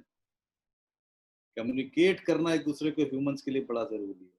तो जो बेसिक इमोशन है, उनके ऊपर जो कॉम्प्लेक्स इमोशंस आए हैं, वो सोसाइटी ने डेवलप किए और नेचुरली डेवलप हो गए। जब लस्ट हुई तो उसके ऊपर लव आया। लेकिन लव कोई सिंपल चीज नहीं है। लव में थॉट भी होता है, इमोशन भी होता है, सब कुछ होता है। केयर होती है, रिस्पॉन्सिबिलिटी होती है। बच्चे पैदा हो जाते हैं, आप नेचुरली केयर करने लगते हैं। जब आप मोहब्बत में होते हैं तो कितनी केयर होती है। फिर शादी हो जाती है, फिर खत्म हो जाता है, बात अलग है। लेकिन मेरा तात्पर्य ये है कि एम्पैथी जो होती है, महात्मा गांधी एम्पैथी के मास्टर थे। एम्पैथी कई लेवल पे होती है। एक होता है कि आप इमोशनल हैं, आप आप सिनेमा वाले तो एम्पैथी पे फिल्में बनाते हो ना। जी, जी, जी, जी, जी। आप अपनी एकदम। कहानी लिख के उसमें जी, सब हिसाब किताब करके जी, आप उसको कम्युनिकेशन के लिए रिकॉर्ड कर देते हो डिजिटल या फिल्म पे, वो जी। पड़ी रहती है सदियों। जब लाइट पड़ती है उस पे, यही तो है ना, लाइट पड़ती है, सहवेदना, सहवेदना तो है आप आइडेंटिफिकेशन। राइटर लोग तो यही खेल खेल रहे हो एम्पैथी का रात दिन, कि हम अगर इस सीन को लिखते हैं, अगर हमारे गले में आंसू आ गया उस वक्त, तो ये ऑडियंस के जरूर आना चाहिए। ऑडियंस तो आपको नहीं पता कौन है, जी, क्योंकि अगर आपके इमोशनल सीन पे वो हंसने लगेगा तो गड़बड़ हो जाएगी ना मुश्किल फिर। हो जाएगी। आप बात लेखकों की कर रहे हैं तो मुझे लगता है कि एक सवाल जो मेरे ज़हन में काफ़ी वक़्त से चल रहा था वो पूछ ले जो हम कई लोग हमको कहा जाता है कि हाँ, आप क्रिएटिव हो, पेंटर्स और ये हालाँकि ये शब्द मुझे इतना अच्छा नहीं लगता क्योंकि मुझे लगता है कि एक मिक्सर बनाने वाला भी उतना ही क्रिएटिव है, एक हम्म, रॉकेट बनाने वाला या फिर एक सब city creative, plan everybody is जो जो क्रिएटिव। जिंदा है अगले मिनट में सरवाइव करके वो क्रिएटिव है। लेकिन फिर भी क्या आपको लगता है कि लेखकों की एक अलग पर्सनालिटी होती है? अभी अभी गौरी गणपति का देखिए माहौल है और हमारे महाराष्ट्र में महालक्ष्मी या फिर गौरी आती है। तो गौरी जब 2 औरतें वो देवी के रूप में आती हैं, उनके साथ ना 2 छोटे बच्चे भी आते हैं। हर एक गौरी के साथ एक बच्चा आता है। हम्म, तो वैसे जैसे ही हमें ये लेबल लेखक लगाया जाता है, तो उसके साथ 2 बच्चे भी आ जाते हैं। मुझे लगता है एक है गुण अवगुण। और मैं चाहती हूँ कि आप थोड़ा लेखकों की पर्सनालिटी टाइप पे या ट्रेड पे थोड़ा एक प्रकाश डालें। ये इसलिए भी इम्पोर्टेंट है क्योंकि कुछ ना चीज़ अपने बारे में जब हम सुनते हैं, तो कुछ रास्ते कुछ जो बंद थे वो ऐसे ही खुल जाते हैं कि अरे नहीं ये राइट, प्रॉब्लम नहीं है, ये ऐसा है। राइट। नहीं देखिए, लेखकों पे आने से पहले एक और बेसिक प्रोसेस, क्योंकि बेसिक प्रोसेसेस पे उतर आए हैं हम लोग, जी, वो समझना जरूरी है। जी, तो जी। मैं पहले एक मिनट एम्पैथी वाली बात पूरी कर लूँ, वो इम्पोर्टेंट है। वो जी, आपके जी, जो बिल्कुल। आपने एम्पैथी कई लेवल पे, एक ये कि मैं आपके इमोशनल लेवल पे एम्पैथी हो गई मुझे, तो मैं भी खराब फील करने लगा। एक एम्पैथी आपकी ट्रेंड एम्पैथी होती है, जिसमें मैं खराब तो फील करूंगा, लेकिन मैं आपके साथ इमोशन से बह नहीं जाऊंगा, क्योंकि मुझे आपको सॉल्यूशन भी बताना है। तो मुझे हुँ, एक ही समय पे अटैच्ड भी रहना पड़ेगा और हुँ, डिटैच्ड भी रहना पड़ेगा। मुझे आपका दर्द भी महसूस करना पड़ेगा और उस दर्द का समाधान भी निकालना पड़ेगा। तो जब ये सब होता है ना, जो हो रहा है आजकल की, सुसाइड हुई, अनफॉर्चुनेटली सुशांत की हुई, सेलिब्रिटी सुसाइड के बाद सुसाइड रेट बढ़ जाता है, ये रिसर्च है। अच्छा। वो इसलिए कि वो दर्द के लेवल पे एम्पैथी हो जाती है। लोग सोचते हैं अरे ये इतना सफल था, इसको हो गया, मैं तो कुछ हुई नहीं, चलो। जी, या आप खुद डिप्रेस्ड होते हैं तो आपको डिप्रेशन हो जाता है ना। जी, दूसरे लेवल की एम्पैथी जरा मुश्किल होती है, उसके लिए फिर थोड़ा ट्रेनिंग करनी पड़ती है। एक तो ये बात, तो आप लोग एम्पैथी आप लोगों को पता होती है, लेकिन आप लोग अपनी एम्पैथी इस्तेमाल करते हो ऑडियंस के इमोशन को एक्टिवेट करने में। तो कब जब हॉल में लाइट बंद हो जाती है, अब तो पता नहीं कब बंद होगी, आजकल तो हॉल बंद है सब। अब तो इंडिविजुअल वॉचिंग शुरू हो गई है, कलेक्टिव वॉचिंग गायब ही हो गई है। हर आदमी पेन ड्राइव पे या नेटफ्लिक्स पे देखता है। बट नेवरदलेस, जब ये होता था, जब लाइट ऑफ होती थी, तो एक ही सीन का कितने लोगों पे इम्पैक्ट होता था। लोग रोते थे प्राइवेट में, लोग हंसते थे, वो एम्पैथी थी। राइट, आपने क्रिएट की है। तो अब राइटर्स अगर क्रिएट कर सकते हैं एम्पैथी, तो सवाल ये है कि राइटर का अपना सेल्फ भी तो है। जी, वो सेल्फ उसकी अपनी कहानी बता रहा है, वरना तो राइटर्स को कभी कोई प्रॉब्लम होनी नहीं चाहिए। पर होता जी। नहीं है ऐसा। वो इसलिए नहीं होता है क्योंकि जो आप इंफॉर्मेशन इतनी सारी ले रहे हो, सारी इंफॉर्मेशन कोई एक ही दिशा में नहीं चल रही है। ब्रेन में नॉर्मली कॉन्ट्राडिक्टरी इन्फ्लुएंसेस रहते हैं, और वैसे भी इस दुनिया में कोई भी चीज आइसोलेशन में एग्जिस्ट नहीं करती। ढूंढ के देख लीजिए, दिन है तो रात है, अच्छा है तो बुरा है, पुरुष है तो स्त्री है। आइसोलेशन में कुछ नहीं है। हिंसा है तो अहिंसा है। तो हिंसा जो हमारी नेचुरल थी, उसके विरोध में एक गांधी अहिंसा डेवलप कर लेता, अंत में गोली खा लेता, जो कि हिंसा है। गांधी की अहिंसा भी पूरा चक्र काट गई थी। तो जो अपोजिट है वो हमेशा अलाइव रहता है। ये बुद्धिस्ट फिलोसफी और चाइनीज फिलोसफी में बड़ा अच्छा इसका अंडरस्टैंडिंग है। अब हमारे यहाँ भी है, हमारे यहाँ जो अद्वैत कहते हैं, वो ज्ञानी, थोड़े ज्ञानी लोग थे, वो बड़ा डीप सोच रहे थे, वो समझ गए थे कॉन्ट्रडिक्शन। अब इस कॉन्ट्रडिक्शन का करना क्या है? अब इस कॉन्ट्रडिक्शन में आप या तो झूलते रहिए, ये कि ये, इधर की उधर, तो आप फंस जाएंगे ऑब्सेशन में, फिर कुछ डिसाइड नहीं कर पाएंगे। तो ज्यादातर दिमाग क्या करता है, वो एक चीज चूज कर लेता है, right? And let me put it this way, आपको सपोज एक सीन लिखना, you may have 1000 ways of writing it, right? Cameraman में है 1000 way of showing it, director, but all directors will not show the same scene in the same way, unless, even if it is a historical truth, even the historical truths are not shown. That's why you can make many films on one topic, otherwise एक बना दो खत्म करो, ऐसा नहीं होता है। तो इसका मतलब आप कई प्रोबेबिलिटी सेट में से, विच में भी कॉन्ट्राडिक्टरी, बिल्कुल द्वंद में होते हैं, आप एक चूज कर लेते हो और उस पर एक्ट करते हो, उसको जो बढ़ाते हो आगे। तो ब्रेन चल रहा होता है कॉन्फ्लिक्ट्स में। एवरेज आदमी प्रैक्टिस करते करते फिर एक पॉइंट पे पहुंच जाता है, सोचता है अब ये हो गया भाई, मैं ऐसे रहूंगा यार, मैं पूजा पाठी हूँ, मैं धर्म में हूँ, 9 से 5 काम करूंगा, मैं जो भी है, आप बोहेमियन भी हो तो आप कहेंगे कि हम बोहेमियन हैं, अब मैं तो चिंता नहीं, ये तो लेकिन ये सब बड़ा अच्छा रहता है पीस टाइम में, क्राइसिस टाइम में नहीं, right? And am I right when I say unless there is a crisis there is no story? Oh yeah, absolutely, you're bang in there. So what is true for your cinema is true for life also.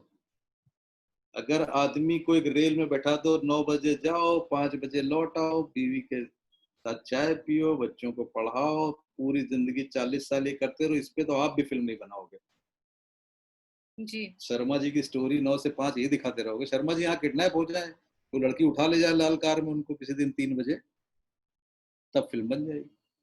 What I'm saying is conflicts. Unless there is a conflict, the brain doesn't work. तो अब writer का क्या creativity, क्या है? Creativity ये है कि कोई भी 2-3 सेट ऑफ इंफॉर्मेशन लेके, अगर आप 2 + 2 4 कर दोगे तो कोई क्रिएटिविटी नहीं है। 2 + 2 22 में है। That means combination of various input से जब इमर्जेंट थिंग निकलती है, when there is something emerges out of it, brain is all the time doing it. See, understand, brain में एक हिस्सा होता है, उसमें केमिकल होता है डोपामीन। तो हमारा ब्रेन सिर्फ रिपीटेटिव नहीं होता, वो एपिटेटिव भी होता है। एपिटेटिव मतलब हर नई चीज को चाहिए। जैसे बंदर नहीं है, बंदर बंदर को क्या प्रॉब्लम होती है, मैं आज तक समझ नहीं पाया। चुपचाप बैठा रहेगा, कोई जा रहा है तो थप्पड़ लगा देगा उसको, कोई चश्मा पहने तो चश्मा उतार लेगा उसको, पेड़ है उखाड़ देगा बिना वजह। वो उसका ब्रेन उसको एक्सप्लोर करवा रहा है। ह्यूमन ब्रेन भी ऐसे ही है, एक्सप्लोर करवा, एक्सप्लोर हर चीज, सारा सब। वो लस्ट, एंगर, ये सब इमोशंस इग्नोर करने की चीज नहीं है, बड़ा इंपॉर्टेंट है। हमारी सोसाइटी में बहुत बड़ी मिथ है कि हम रैशनल सोचते हैं, हम लॉजिकल सोचते हैं, हम इमोशनल नहीं। अरे भैया, इमोशनल नहीं है तो कोई हेल्दी आदमी नहीं हो। इमोशन दबा के कौन हेल्दी बना है? हमारी सोसाइटी में इमोशंस को एक्नॉलेज करना नहीं सिखाया जाता, इसलिए उस एक इमोशन को कवर करने के चक्कर में 1000 चीजें कही जाती हैं। और ये लोगों की कंडीशनिंग हो गई हजारों साल में,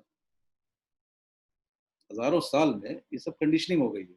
तो उसमें क्या सत्य है क्या नहीं, वो ढूंढना बड़ा मुश्किल काम है। For a creative person it is about the emerging thing. जैसे मैं उदाहरण के लिए आपको दूसरी बिल्कुल अलग उदाहरण दे रहा हूँ। शादी है ना, मालूम है ना सबको, कुछ को मालूम है, कुछ ने लड्डू नहीं खाया होगा, अभी खा लीजिएगा जब वक्त मिला। शादी एक सोशल सिस्टम है, it's a human made system. Honestly, it's a ritual, it is a formal thing which has been developed. It is fine, there's no problem. People want companionship for sexuality, for this, that's all right. Problem उसमें ये hierarchy पैदा कर दी किसी ने कि नारी भारत में शादी में नीचे वाली बर्थ में जाएगी, ऊपर वाली बर्थ में पुरुष मारा। अब ये भी ठीक था। अब इस एक कहानी को सत्य करने के लिए कितनी कहानियां बना दी गई। ये सिर्फ औरतों को समझाने के लिए कि छलनी लेके चांद देखो, तो पतिव्रता रहो, पर पुरुष नहीं करो, ये वो टाइम जाम, हजारों साल में केओस क्रिएट कर दिया। अब जब लड़कियां इस केओस से ब्रेक कर रही हैं तो डिसरप्शन हो रहा है। That is a emergent situation, it's not about right wrong, there is no morality और anything. It is a emergent situation. So creativity वो भी क्रिएटिव काम है. some girl denying something in her house is a creative thing. The question is creative can be constructive as well as destructive. ये हम हमेशा सोचते हैं creative है तो वाह क्या पेंटिंग बना. अरे नहीं भाई, क्रिएटिव एटम बम भी बना देता है. क्रिएटिव जीनोसाइड करवा देता है हिटलर. क्रिएटिव डिस्ट्रक्टिव भी हो सकता है. क्रिएटिव मतलब सिर्फ ये है कि जो सेट ऑफ इंफॉर्मेशन है उससे इमर्जेंट चीज क्या निकल रही है. अब ये हो कहाँ रहा है? तो ये रहा है कि आपके दिमाग में कुछ चीजें कॉन्शियस हैं. तो कभी कभी आप कॉन्शियसली क्रिएटिवली काम कर रहे होते, लिख रहे होते हो. वो टास्क पॉजिटिव चीज कहते हैं उसको. आपका जो टास्क है, आप पॉजिटिवली कुछ क्रिएट कर रहे हैं. 90% जब आप कॉफी पी रहे हो, घूम रहे हो, कुछ पार्टिंग कर रहे हो, लेकिन वो कहानी बैक ऑफ द माइंड में चल रही है आपके. That is a task negative state. मतलब टास्क से कुछ प्रोड्यूस नहीं कर रहे हो, पर क्रिएटिव प्रोसेस चल रही है. सो task negative state is a longer state. Creativity वहां हो रही है, उसमें से एक इमर्जेंट चीज आती है, वो टास्क पॉजिटिव हो जाती है. तो लेखक की पर्सनालिटी ऑब्वियसली क्रिएटिव होती है. और सारे लेखक क्रिएटिव भी नहीं होते वैसे भाई, माफ करिए, सब क्रिएटिव नहीं होते. कट एंड पेस्ट भी होते हैं, पर वो भी मैं क्रिएटिविटी मान लेता हूँ, क्योंकि उसको कहते हैं, मैंने उसका नाम लिया सिंथेटिक क्रिएटिविटी. आप बहुत सारी चीजें ले लीजिए, ग्लू तो अच्छा कर लो उसको. फिल्मों के अडॉप्टेशन बनते हैं, खराब भी बनते हैं, अच्छे भी बनते हैं. कोई भी अडॉप्टेशन क्रिएटिव किया जा सकता है, राइट, और खराब भी किया जा सकता है. तो अगर आप उस नजरिए से देखें तो पर्सनालिटी, मेरे हिसाब से पर्सनालिटी के जो प्रकार होते हैं वो थोड़े थोड़े हर सारे प्रकार सब में होते हैं. आप अपना जीवन की कंडीशन से, जीवन के मौके से, आप कौन सा पाथ चूज करते हैं और उसको कहाँ तक ले जाते हैं, वो डिपेंड करता है आपका. जैसे मेरा मानना यह है कि अल्बर्ट आइंस्टाइन, जिन्होंने रिलेटिविटी थ्योरी दी थी, उन्होंने एक थ्योरी दी थी ग्रेविटी की. आप में से कुछ ने शायद पढ़ा हो कि न्यूटन कहता था ग्रेविटी है चारों तरफ, वो आपको रोके हुए. आइंस्टाइन कहता था ग्रेविटी कुछ नहीं है, जैसे एक मास मूव करता है वैसे वो स्पेस को अपने साथ कर्व करता चलता है, वही ग्रेविटी है. लेकिन अल्बर्ट आइंस्टाइन ने अपनी सारी थ्योरी पहले सोची थी, और मेरा यकीन है कि पहले विजुअलाइज करी थी उन्होंने. बाद में जब वो विजुअलाइज करके, जब he had to express it, his language was mathematics. अगर वो टैगोर की तरह पेंटर होते तो शायद वो पेंट कर देते. तब हम लोग खड़े होकर देखते कि क्या समझने की कोशिश कर रहे होते. लेकिन साइंस उस पेंटिंग को मानती ना कि स्पेस टाइम ऐसा होता है. तो क्रिएटिविटी है. But what I am saying कि लेखक के अंदर एक जो ये स्टोरी चल रही है ब्रेन में, वो स्टोरी के अंदर स्टोरी बनाने की कला जो है वो लेखक है. मुझे यहाँ एक सवाल आपसे पूछना है कि देखिए बाकी जो भी स्किल्स या फिर टैलेंट्स हम कह लें, उनमें भावनाओं के साथ इतना संबंध या फिर इतना गहरा रिश्ता नाता उनके साथ एसोसिएशन इतना नहीं है जितना राइटर होने से आता है. क्योंकि what is writing all about, लेखन क्या है? लेखन आप भावनाओं को ही एक्सप्लोर कर रहे हो एक तरह से कि इम्पैक्ट कहाँ का क्या हो रहा है और उसमें से आदमी क्या उभर के आ रहा है.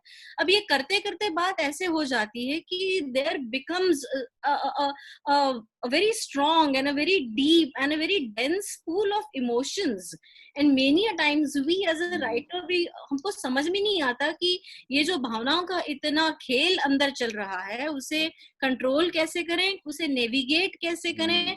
क्योंकि ये हमारा ना मतलब लव एंड हेट रिलेशनशिप बन जाता है. हमें उसी स्ट्रेंथ के साथ वो प्यार महसूस भी करना है जो मुझे मेरे कैरेक्टर्स को दिलवाना है. लेकिन मैं उसी स्ट्रेंथ से अगर मैं किसी आदमी को चाहती हूँ तो वो बड़ा डेंजरस मामला हो जाता है. क्योंकि मेरा अगर हार्ट ब्रेक होता है तो माशाल्लाह इतना मतलब एक नॉर्मल आदमी शायद इतना दिल पे ना लगा ले, जो राइटर्स को हर बात हर चीज एक 10 गुना ज्यादा लगती है, चुभती है. सो ये love and hate relationship with emotions, how do we really. दो चीजें, तीन चीजें हैं. चलिए, एक तो आप ये बताइए फिर साइकियाट्रिस्ट क्या कर रहे हैं? वो तो सारा दिन इमोशन सुन रहे हैं. उनको लेकिन डेली वो जाना चाहिए था। दूसरों के सुन रहा है ना, वो खुद हाँ, खुद एक मिनट, तो मतलब। इस ये तो पहला करेक्शन ये है, जी। माफ करिएगा, इमोशन के बिना कोई थॉट नहीं है। अंडरस्टैंड? कोई ओके। भी दुनिया का काम कर रहा है, सचिन तेंदुलकर जब जीरो पे आउट होते हैं और दोबारा जब 100 रन अगली इनिंग में बनाते हैं, तो ये स्किल नहीं है, ये emotion. There is no thought which is without emotion. Now scientist जब कर रहा है सब कुछ भूल भाल के 24 घंटे, तो एक्चुअली सोच वो रहा है, पुश उसका इमोशन है। ठीक है? तो बच्चा भी पढ़ ही तब रहा है जब इमोशन है, उसकी अम्मा को खुश करना भाई इमोशन है, आईएएस बनना इमोशन। तो ओके। अब फर्क कहाँ आता है आपके काम में और बाकी लोगों के इमोशन में? फर्क कहाँ आता है?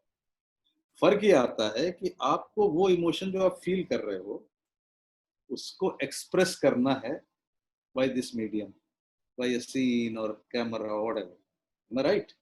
या। बाकी को वो इमोशंस को एनर्जी बनाना है। हम्म। बाकी को लगना है नींद आ रही है लेकिन ऐसी की तैसी, यार आज तो पढ़ के छोड़ूंगा रात में, जब तक ये मिल नहीं जाएगा छोड़ूंगा नहीं। ठीक है, उसने उस इमोशन को एनर्जी बना लिया। लेकिन यही इमोशन किलर भी हो सकता है कि हम तो कुछ कर ही नहीं सकते, निराश हो गए, नहीं कर रहे हैं।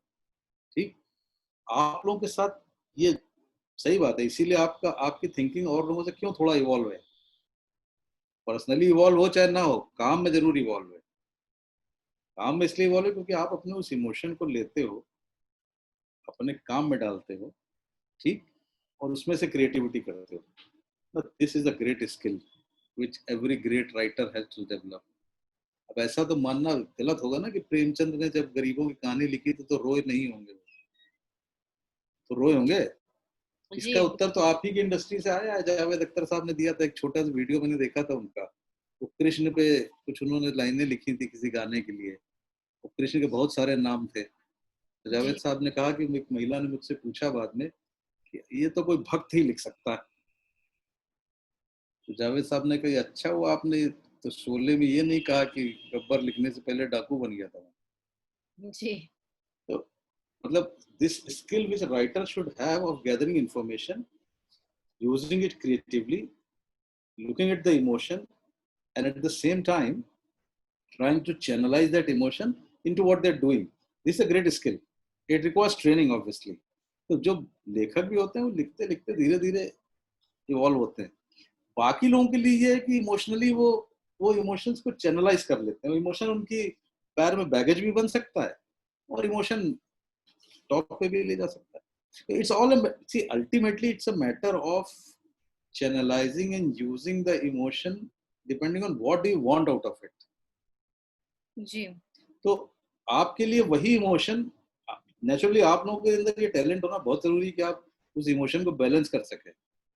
लेकिन आप खुद ही सोचो, अगर आप रोने वाला सीन लिख रहे हो खुद ही हंसी आने लगेगी उस पर, तो लफड़ा हो जाएगा बहुत। वो तो जाते जाते तक कुछ और ही कहानी हो जाएगी उसकी। तो ये एम्पैथी अपने अंदर सेल्फ, जो इमोशन आपको आ रहा है, that is your skill obviously, put it there, but emotions are always there. Not a single second passes which is without emotion. हमारा रैशनल थॉट जिसे हम रैशनल समझते हैं मनीषा जी, वो हमारे दिमाग में जब आता है, जब आपको पता लगता है, उसके 200 मिली सेकेंड पहले ऑलरेडी इमोशंस में रैप हो चुका होता है। जी। हम जो डिसीजन ले रहे हैं वो अचेतन मन पहले ही ले चुका होता है, 200-300 मिली सेकेंड पहले। ओके। बाकी ये रह जाता है कि आप उस पर, आपका कॉन्शियस माइंड ये डिसाइड करेगा कि करना क्या है उसका। हमें करना इस बात पर निर्भर करता है कि किस एनवायरनमेंट में है। जब आप करते हैं तो एनवायरनमेंट, बच्चे ऐसे ही बड़े होते हैं ना। बच्चे देखिए कितने एडल्ट काम नहीं करते, बच्चे कुछ तोड़ देंगे, कुछ फोड़ देंगे, कुछ चैलेंज कर देंगे, जो आप मना करेंगे वो भी करेंगे। वो एनवायरनमेंट को चैलेंज कर रहे होते हैं और एनवायरनमेंट रिस्पॉन्ड करता है। जब वो रिस्पॉन्ड करता है then they modify their behaviour, and that's how it goes all the time. वरना बच्चों को आप छोटे बच्चे से आप कहते हैं झूठ बोल रहा है, वो झूठ नहीं बोल रहा होता है। वो क्या कर रहा होता है, वो सोचता है माँ है नाराज, दुखी हो जाएगी, बदमाशी तो मैंने की है, तो एक कहानी बना देते हैं। वो कहानी बना देता है, माँ कहती है झूठ बोला, उसको लगता है शायद यही झूठ होता होगा। एक्चुअली वो बात कहने के पीछे एक इमोशन था कि mother should not feel sad. Kids are very honest with their emotions. Actually when they grow up then they have a problem. तो हम लोग का भी वही है. इसीलिए कभी भी कोई भी, गांधी जी जैसे आदमी का गेम क्या था, अनइमोशनल थोड़ा ना थे वो. उन्होंने अपने इमोशन और थॉट को बैलेंस कर लिया था. It's all about balancing your emotion. What purpose you are going to use it depends on what skill set you are using. जी. क्या ब्रेन को ज्यादा प्रोडक्टिव बनाने के और दिल को ज्यादा क्रिएटिव बनाने के कुछ टिप्स, कुछ जैसे हम अगर मेरी बॉडी बनानी है, मेरा स्टमक फ्लैट करना है, तो वहाँ एक्सरसाइज है, वर्जिश है, व्यायाम है, लेकिन क्या कुछ दिल के और दिमाग के भी एक्सरसाइजेस होते हैं जिससे हम क्रिएटिविटी और प्रोडक्टिविटी ज्यादा बढ़ा सकें? दिमाग की एक्सरसाइज तो एक ही है, बस दिमाग इस्तेमाल करिए ज्यादा से ज्यादा. लेकिन वो इस्तेमाल करने से तो ज्यादा शोर हो जाता है, फिर वो हम कहते हैं कि अरे ये तो मतलब this is anxiety, it goes towards the anxiety. Skill set एक शब्द मैं बार बार इसलिए इस्तेमाल कर रहा हूँ जी. अगर 100 सेट ऑफ इंफॉर्मेशन आपके ब्रेन में जा रही है, ठीक, उसमें से कुछ रिलेवेंट होंगी, कुछ नहीं होंगे. जैसे एक छोटा बच्चा होता है, एजुकेशन की वैल्यू क्या है, चाहे वो एजुकेशन फर्नीचर बनाने की हो या क्रिकेट खेलने की हो या पीएचडी करने की हो, उसकी एक वैल्यू सिर्फ ये है कि वो आपको जो प्लेथोरा ऑफ इंफॉर्मेशन आ रहा है उसको हैंडल करना सीखता है. ठीक है, ब्रेन ऑलरेडी हैंडल कर रहा है. ये जितनी बातें मैंने आपको कॉन्ट्रडिक्टरी बताई हैं, इसमें एक्चुअली कॉन्ट्रडिक्टरी कुछ भी नहीं है. दिन और रात में क्या कॉन्ट्रडिक्टरी, कॉन्टिन्यूएशन में चल रहा है. जी. अच्छे बुरे में क्या है, you can't put a wall की अच्छा है कि बुरा है, रिलेटिव है. लेकिन ब्रेन सर्टेनिटी लाने के लिए, मैंने सर्टेनिटी शब्द इस्तेमाल किया था, ब्रेन चाहता है सब कुछ निश्चित रहे, एम्बिगुअस कुछ ना हो. इसके लिए ब्रेन कैटेगराइज करता रहता है. वो टाइम का जो फ्लो है उसको भी ब्रेन ने कैटेगराइज कर रखा है. तो वहां से कैटेगराइजेशन शुरू होता है. और ये दुनिया में जितने डिविजन आपको दिख रहे हैं सब वही प्रक्रिया है. सर्टन हो जाओ कि मैं गोरा तो मैं काला, मैं लड़की मैं लड़का, मैं हिंदुस्तानी तो मैं अमेरिकी, ये सब कैटेगराइजेशन है. वरना तो जीन्स 99% कॉमन ही चल रही है, ब्रेन वैसी है. तो चूंकि कैटेगराइजेशन से आपको कंट्रोल मिलता है, तो इंफॉर्मेशन सेट को जो चैनलाइज करने का गेम होता है, that is skill set, is nothing more actually. And you can keep increasing, keep getting more information. तो जो आप कह रही हैं शोर है, शोर होता है एक लेवल पे, लेकिन देखो बच्चे बहुत ज्यादा शोर, बच्चों को शोर नहीं होता. उनका ब्रेन जब ग्रो कर रहा होता है ना, तो वो जितनी चीजें आती हैं काम की चीजें रखती है. और बॉडी ने तो आपके लिए एक नेचुरल मैकेनिज्म पैदा कर रखा है. ब्रेन कई स्टेट्स में जीता है. One of the state is sleep. I was coming to sleep. Yes. नींद जो है, बिकॉज अभी क्या हो रहा है कि बिंज वॉचिंग की वजह से हमारा एक ये ऑक्यूपेशनल हजार्ड आप कह सकते हो कि बिंज वॉच हमें ऐसा लिखना है कि जो अगले एपिसोड को हुक करें और ऑडियंस भी ना सोए. हमें ऐसा ही ब्रीफ दिया जाता है कि वो आदमी जो व्यूअर है वो एक से दूसरे, दूसरे के तीसरे पूरा सीजन करके ही सोना चाहिए, और सोता वो है नहीं. और नींद बहुत कम हो गई है. जब ये बिंज वॉचिंग इसलिए भी इम्पोर्टेंट हो जाता है क्योंकि अगर हम किसी प्रोड्यूसर की मीटिंग में जा रहे हैं तो कई सारे वेब सीरीज के रेफरेंसेस निकल आते हैं कि भाई ये आपने देखी है, नहीं देखी, तो फिर एक गिल्ट फील सा होता है कि अरे यार हमने नहीं देखी. अगर ऐसा हम कहें तो हम बेवकूफ ना लगे, हम ये अनइन्फॉर्म ना लगे, तो हम देखते रहते हैं कि बाद एक. और इसमें सैक्रिफाइस, एंजाइटी भी है, कई लोगों को स्लीपलेसनेस का प्रॉब्लम हो रहा है. तो ये आपने जितना रिसर्च किया है, नींद चाहिए ये सबको पता है, लेकिन what is the most crucial और most interesting thing that you can tell us about the sleep? देखिए स्लीप के कई फंक्शन है. स्लीप, अगर लोगों को ये भ्रम है कि इनर्ट स्टेट है, पैसिव स्टेट है जिसमें आदमी पड़ा रहता है और जाके कॉन्शियस हो जाता है, तो वो ऐसा है नहीं. स्लीप बड़ी एक्टिव स्टेट है. ठीक. ओके. स्लीप के जो होते हैं फेजेस होते हैं. जब आप सोना शुरू करते हैं तो स्टेज 1, 2, 3, 4 तक आप डीप स्लीप में चले जाते हैं. डीप स्लीप में बॉडी आपकी रिलैक्स करने के लिए होती है. ठीक है. और ये नॉर्मल स्लीप में, जो कि आजकल किसी की होती नहीं, 90 मिनट्स का ऐसा फेज जब बीत जाता है डीप स्लीप का, तब एक फेज आता है 20 मिनट का जिसको ड्रीम स्लीप कहते हैं. जी. ड्रीम स्लीप इवोल्यूशनरी चीज है, ओह, ओके, हर जानवर में है। और वो है क्या, ड्रीम स्लीप में आपकी बॉडी पैरालाइज रहती है, ओके, फिर वो आपके ब्रीदिंग मसल्स चल रहे होते हैं और आंख चल रही होती है। आंख इसलिए चल रही होती थी कि जब जंगलों में सोते थे तो आंख स्कैन करती रहती थी कि कोई प्रेडेटर ना आ जाए। तो बंद आंख स्कैन करती रहती थी अंध ऐसा? आंख स्कैन करती रहती है, ओके, जरा सा भी मूवमेंट होता है। अब हम लोग शहर में प्रोटेक्टेड माहौल में रहने लगे हैं, इसलिए थोड़ा परिवर्तित हो गया है। पर ड्रीम स्लीप और ये डिवीजन है, ऐसे रात में कई फेजेस आते हैं, डीप डीप स्लीप, फिर ड्रीम स्लीप, डीप स्लीप। सुबह के समय तक ये ड्रीम स्लीप जो होती है वो बड़ी इंटेंस होती है, सारे सपने हम इसी में देखते हैं। अच्छा, और सपने हैं क्या, देखिए सपने में आप विजुअल चीजें देख रहे होते हैं, कभी कभी आपको लगता है साउंड भी आ रहा है, कहानी, ड्रीम स्लीप की अलग कहानी चल रही होती है, दूसरी दुनिया। क्योंकि कई लोग कहते हैं कि हम ऐसी चीजें देख रहे हैं सोच ही नहीं सकते, वो ऐसा कुछ देख ही नहीं सकते जो उनके दिमाग में ना हो। हम्म, ईश्वर भी आएगा तो उन्हीं के सपने से निकलेगा, वैसे बाहर से एंटर नहीं करेगा कहीं।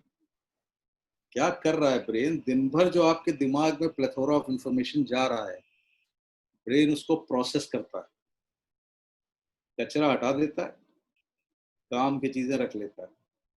और ये काम की चीजें डिसाइड होती हैं पुरानी मेमोरी, नीड, काम, स्किल, बहुत सारे फैक्टर्स पे। तो जब कोई चीज नई इंफॉर्मेशन जाती है, मान लीजिए आप दिन में बिजी हैं, कोई चीज आपने देखी, उस वक्त आप रिजॉल्व नहीं कर पाए या सोच नहीं पाए, ब्रेन को याद है, तो रात जब आएगी तो वो उससे रिलेटेड मेमोरी एक्टिवेट करेगा, जस्ट अच्छा, to fit in this new piece of information. तो okay, obviously when it will activate that, तो ये सब विजुअल सीन आने लगते हैं, हम्म, तो उसमें फिट हो जाता है। अननेसेसरी इंफॉर्मेशन आप सुबह तक भूल चुके होते हैं। हम्म, इसीलिए जब इंफॉर्मेशन ओवरलोड होता है ना, जैसे आजकल हो रहा है हम्म, टीवी से, न्यूज से, भाई, तो वो लोगों को थोड़ा एजिटेट कर देता है, क्योंकि ब्रेन समझ नहीं पाता इसका करना क्या है। हम्म, दूसरा, जब रिपीटेटिव न्यूज चलती है, आपने हम्म, एक दिन कोई शॉकिंग चीज हुई, आपने सुन ली, ब्रेन उसको हैंडल कर लेगा। लेकिन आप 2 महीने वही सुनते रहोगे, जैसे कि कुछ न्यूज चैनल आजकल सुनाते हैं, सुना रहे हैं, जी जी, 2 महीने कंटिन्यूसली ब्रेन रियलाइज नहीं कर पाता ये सुन क्यों रहे हो बार बार, ये करना क्या तुम्हें इसका। हम्म। मतलब 90% लोगों को क्या करना है उस इन्फॉर्मेशन का।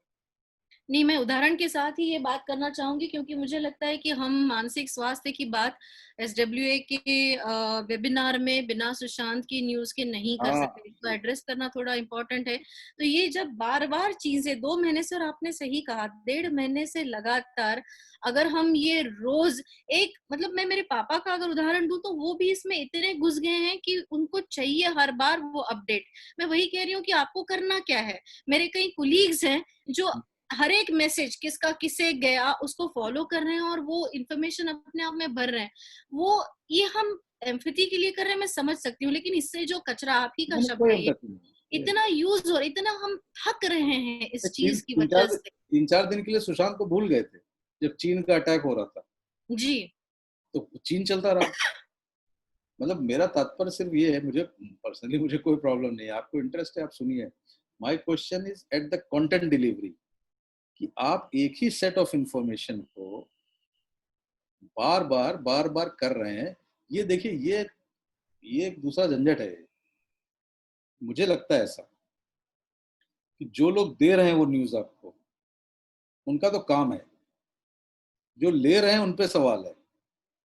कि इसका मतलब लोग इस वक्त ये डिसाइड नहीं कर पा रहे हैं कि where should be their focus. अगर आप पूरी पूरी एक पॉपुलेशन को ये ना पता हो कि उसका फोकस क्या है, ऑब्वियसली वो चाहेगा कुछ ना कुछ, क्योंकि दिमाग को तो कुछ ना कुछ चाहिए।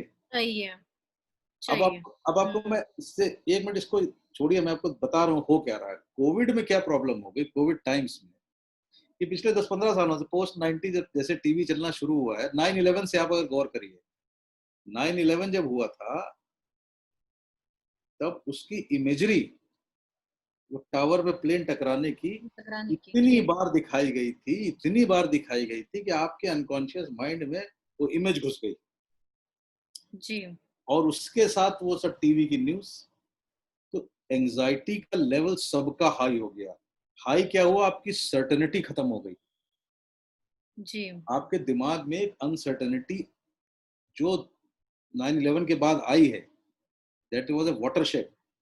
अब आप एयरपोर्ट पे भी जाते हैं तो इतनी सिक्योरिटी, इतनी चेकिंग होती है कि आप ये मत सोचिए कि उससे एंजाइटी कम होती है। वो रहती है, आपको समय पे पहुंच जाओ, देख लो कि निकलना है कि कैची ना छूट गई है ना। एवरेज आदमी, मैंने बताया ना, ब्रेन आपको सिक्योर रखना चाहता है, यहाँ इनसिक्योरिटी बढ़ती जाती है। और भी बहुत सारी वजह होती हैं। पहले आप ट्रेवल क्या करते थे, आप बैग उठाया चल दिए। अभी लैपटॉप, उसका चार्जर, पेन ड्राइव, उसका बैकअप, इसका ये, उसका वो, 50 तरह के तो तार लेके लोग चलते हैं। फिर वो हिसाब सोचते रहते हैं ये तो नहीं खो गया, कार्ड वो खोलो तो उसमें 3-4 कार्ड, ये ना छूट गया, वो ना छूट गया। This is happening. या या this is creating what we call obsessions. Obsession मतलब people get into a repetitive thought process. उनके बैक ऑफ द माइंड में एक कंटिन्यूअस खिचखिच चल रही होती है। कभी भी शांति से बैठ के देख लो, होगा नहीं, कुछ ना कुछ चल रहा होगा। दूसरा फिनोमिना ये हुआ कि पिछले 15-20 सालों में एक बड़ी गेन बेस्ड लाइफ हो गई है। आप जो कर रहे हैं उसका कुछ गेन होना चाहिए। तो आनंद के लिए तो कोई कुछ करता नहीं, कि सिर्फ कर रहे हैं, चलो होता था। चलो गेन बेस्ड लाइफ भी हो गई।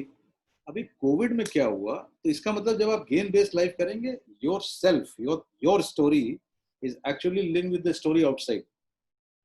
हर आदमी बाहर की दुनिया में भाग रहा था। अचानक कोविड ने बाहर की दुनिया को शट ऑफ कर दिया। इट इज लाइक एक सर्कल का आधा हिस्सा ही गायब हो गया। अंदर से ब्रेन जो भी 24 घंटे बाहर में इन्वॉल्व रहता था, brain did not know what was happening. अचानक, मतलब मान लीजिए हाथ गायब हो जाए, एक फैंटम लिम्ब कहते हैं, इस हाथ का सिग्नल ब्रेन परसीव करता रहेगा बहुत दिनों तक। ब्रेन उस जगह पे हाथ ढूंढेगा, तो उस हाथ को ढूंढने के चक्कर में वो पास्ट मेमोरी और सेंसेशन और सब क्रिएट कर देगा। मेरे पैर की सर्जरी हुई थी, उसमें मुझे स्पाइनल एनेस्थीसिया से दोनों पैर नम कर दिए गए थे, और मैं पूरी सर्जरी पर मुझे लगता रहा कि मेरे पैर मुड़े हुए हैं। सर्जन मुझे दिखा रहा था, ये देखो तुम्हारा पैर लिप पड़ा हुआ है, कुछ नहीं। मुझे लगा था पैर मुड़े हुए।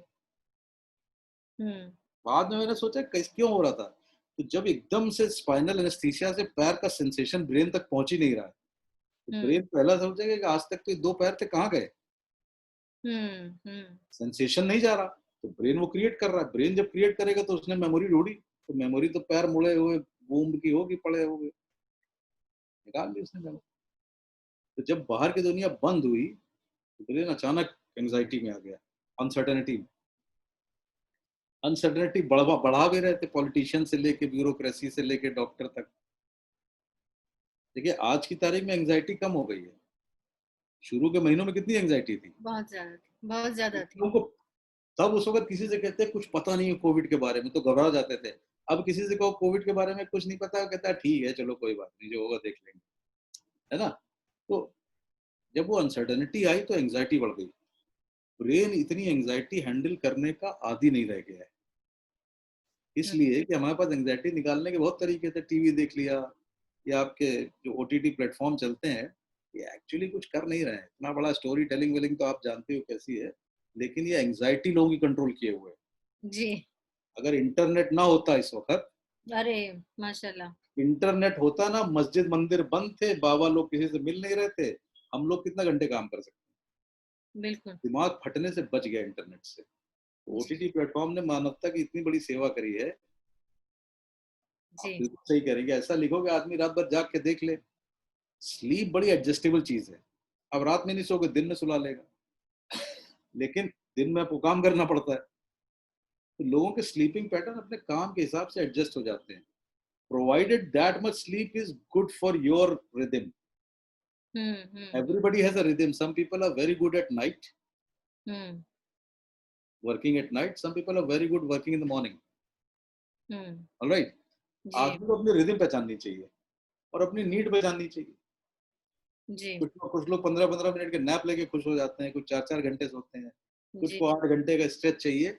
बट ब्रेन के अपने परफेक्ट मैकेनिज्म्स हैं अगर हम बहुत खिलवाड़ ना करें उसके साथ, हम्म। तो ब्रेन अपने आप नॉर्मली एडजस्ट कर लेता है। लेकिन अब हम लोग की चूंकि क्या हो गया है कि टेक्नोलॉजी आने से एक हम लोग को फॉल्स सेंस ऑफ पावर मिल गया है, तो हमें लगता है हम सब ठीक कर लेंगे। ये बीमारियां आधी तो उसमें पैदा हो जाती हैं। जैसे आपने शुरू में एम्पैथी की बात की थी, मैंने बताया था एक लेवल, आपको याद करिए तमिलनाडु में जब एमजीआर मरे थे, कितने लोगों ने जला लिया था अपने आप को। जी जी सेलिब्रिटी सुसाइड्स के बाद होता है ये। आपके यहाँ सिर्फ सेलिब्रिटी सुसाइड ही नहीं हुई, बम्बई में तो अब की बार कहर हो गया, कितने फिल्म वाले मर गए, कितने लोग जी बीमार हो गए, किसी ने सुसाइड कर ली। और सुशांत की सुसाइड है, मर्डर है, वो तो जो फैसला होगा वो तो इन लोग जिनका काम है उनको करना चाहिए। जी। लेकिन everybody has got involve into it yes. Without a single penny of contribution. तो काम आपके यहाँ बंद हो गया है, घर से निकल नहीं रहे हैं लोग, तो अब उसमें सबसे बड़ा गड़बड़ क्या होगा? गड़बड़ होगा कि जिस बेचारे की एंजाइटी ट्रिगर हो गया। भाई ये बड़ी इंपॉर्टेंट बात है समझने की। 100 में से, देखिए जैसे जीन्स आई है ना, शक्ल नकल थॉट हम्म। की, वैसे ही बीमारियों की जीन्स भी आई। ओके। स्किजोफ्रेनिया होने की रिस्क 1% सबको है, डिप्रेशन होने की 2-3% रिस्क सबको है, ओसीडी होने की रिस्क सबको है। तो टोटल बायोलॉजिकल इलनेसेस जोड़ दें तो 10-15% है लोगों को। लेकिन बाकी 85% लोगों का प्रॉब्लम लाइफ से उपज रही है। Maybe they are not able to handle their life, और इंटरपर्सनल रिलेशनशिप है, काम नहीं है, रियल प्रॉब्लम्स। वो रियल प्रॉब्लम ब्रेन हैंडल नहीं कर पाता, तो वो बीमारी में परिवर्तित हो जाती है। लेकिन इस सडन स्ट्रेस से जिस जिस की भी बीमारी की चांसेस थे, उसका स्विच ऑन हो गया। तो कुछ लोगों को ऐसा लगता ट्रिगर हो गया थोड़ा। ट्रिगर हो गया, उनकी बीमारी ऑन हो गई। जो आप नेचर नर्चर पहले पूछ रही थी, वो जी। जेनेटिक का ऊपर एपिजेनेटिक ट्रॉमा ने वो जीन ट्रिगर कर दी। ओके। उससे अब हुआ क्या, कुछ लोगों को जैसे ऐसा हो रहा है, एंग्जाइटी लेवल्स बहुत बढ़ गए हैं आजकल। जी सब आते हैं वो कोविड की बात नहीं करते, लेकिन डर की बात सबको है। जी वो डर पार्शियली ट्रू भी है कि बच्चे कैसे पढ़ेंगे, कमाई नहीं हो रही, नेचुरल है, अब क्या कहेंगे उसमें, आप झूठ नहीं कह सकते। हाँ, जी उसका उसका रिएक्शन ब्रेन में कैसा है, that can be an illness, that can be treated, because we have effective medicine जो ट्रीट की जा सकती हैं।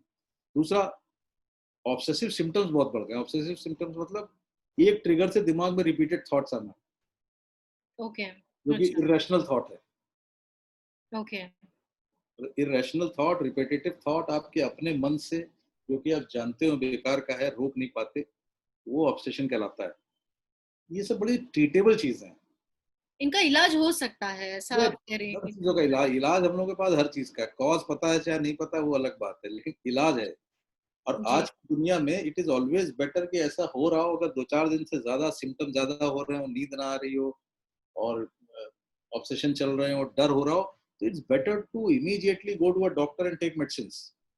जी। मैं ऐसे यहाँ पे आपको 2 मिनट रोकना चाहूंगी आलोक जी, और मैं मेरे दोस्तों से बात ये शेयर करना चाहती हूँ। दोस्तों, आलोक जी एक ऐसे साइकियाट्रिस्ट हैं, जैसे ही ये कोविड ट्रिगर हुआ और सब जगह एंजाइटी और रेस्टलेसनेस बढ़ गया, तब मुझे लगता है you are one of the first people जिन्होंने अपना मोबाइल नंबर फेसबुक के वॉल पे, मैं जी सही कह रही हूँ ना, जी उन्होंने खुले से लिख दिया था कि ये मेरा मोबाइल नंबर है, इस पे व्हाट्सएप कीजिए।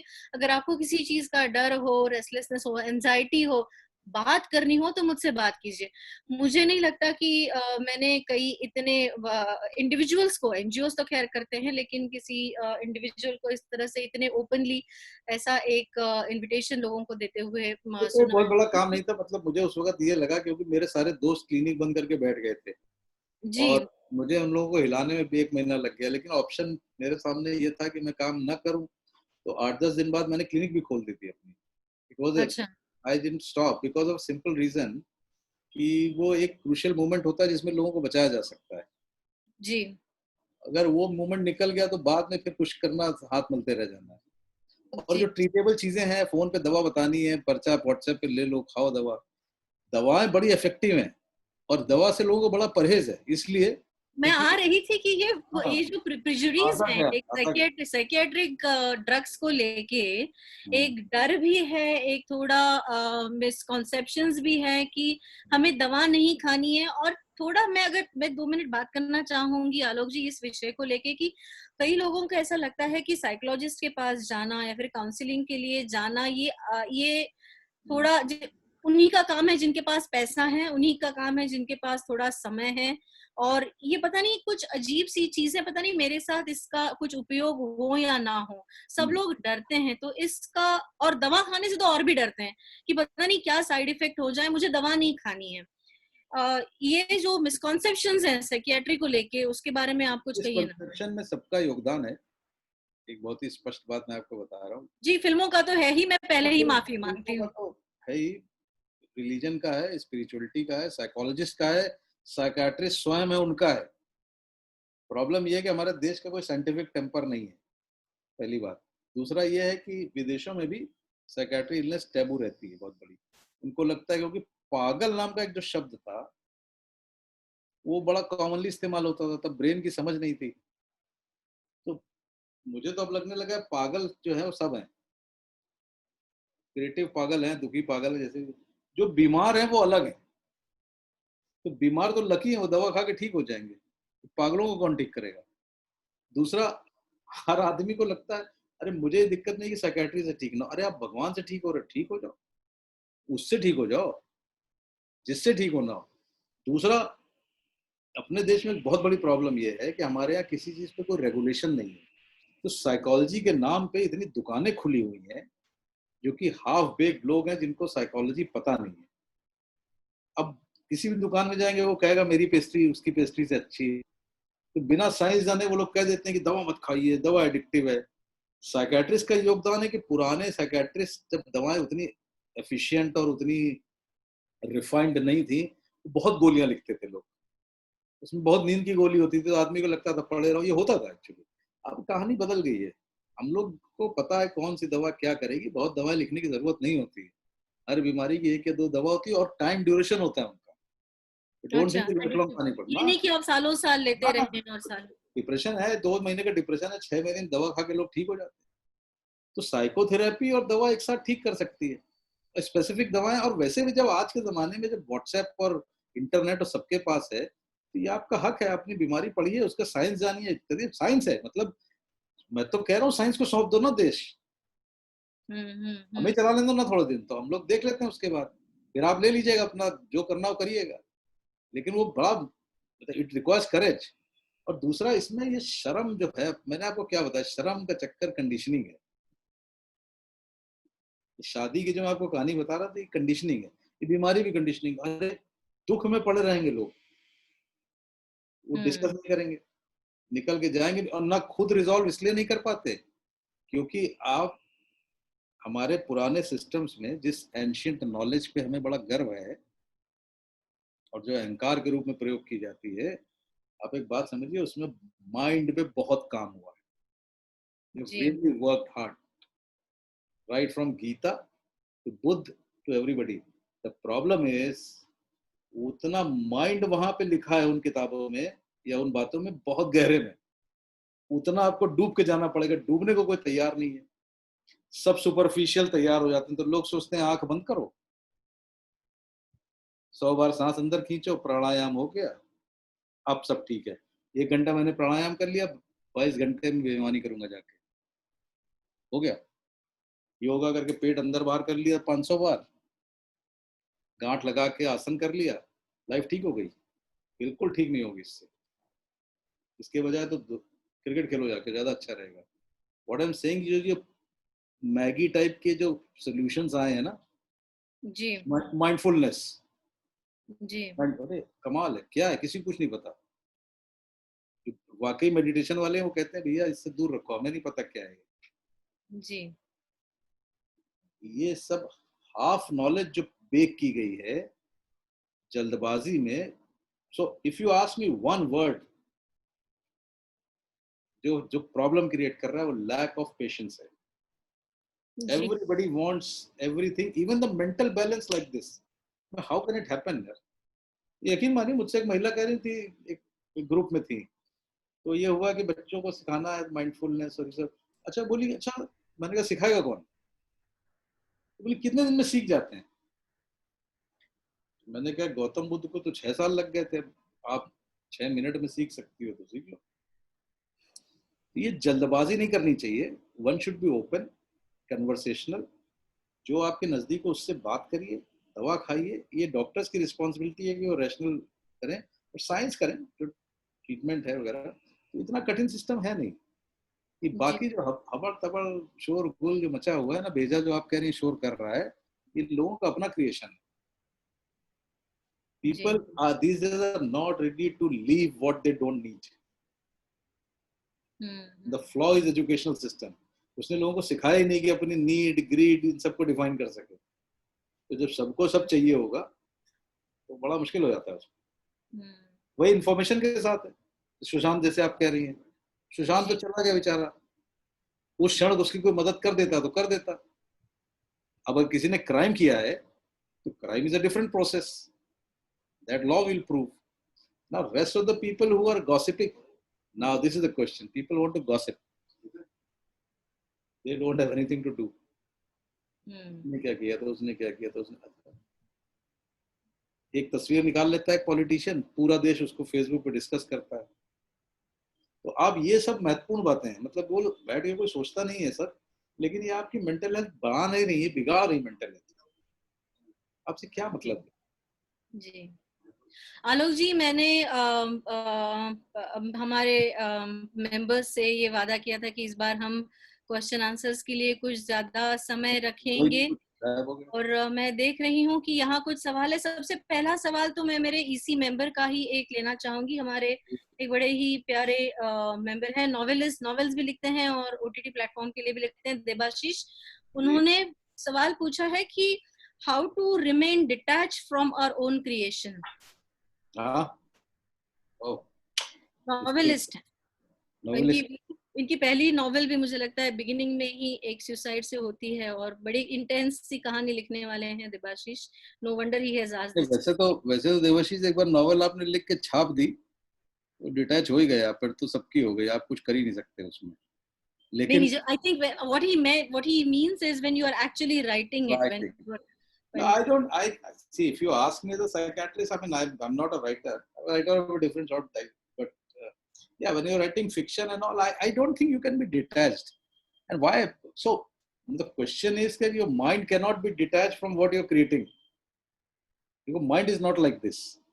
अदरवाइज जो आपका बेसिक सवाल था वही वायलेट हो जाएगा कि इमोशन से कैसे डिटैच हो गए। आप इमोशन डिटैच कर दोगे तो it will be a dry dry thing and then you can't put emotions in it. It is very very entwined and the whole thing has to come together. Yeah, if you mean by detachment that जो आप लिख रहे हैं उसमें जो emotion जा रहा है उससे आप उतने इमोशनल ना हो, जी that can be handled. Obviously that can be handled, but अगर वो बहुत ड्रास्टिक लेवल पे आपको मूड स्विंग नहीं हो रहे हैं, जो कि बीमारी के तल पे, मैं तो कई लोगों को लिखने से रोक देता हूँ। कई बच्चे आते हैं ना जो लिख रहे होते हैं, I have had to ask people to stop that work for some time because the whole writing was causing them hell lot of mood swings and all. जी मैंने उनसे कहा तुम ऐसा करो, दवा खा लो, मूड स्टेबल कर लो, फिर लिख लेना। तो अच्छा दूसरा सवाल वो पूछते हैं कि तो इससे ये तो नहीं होगा कि इंटेंसिटी कम हो जाएगी? तो मैं कहता हाँ हूँ फिर एक चूज कर लो। अगर इंटेंसिटी चाहिए तो फिर ये कर लो, नहीं चाहिए। So it's all right to take breaks, but I wouldn't advise that you detach from it and then write it, because obviously then the fun of the whole thing will go away. But be sure and watch yourself up that you should. I think you should take breaks. Simple. Take breaks. okay. And one way is to taking a step back, look at your work objectively. अपनी किताब को अपनी किताब समझ के ना पढ़ के देखो, तब समझ में आ जाएगा क्या होता है।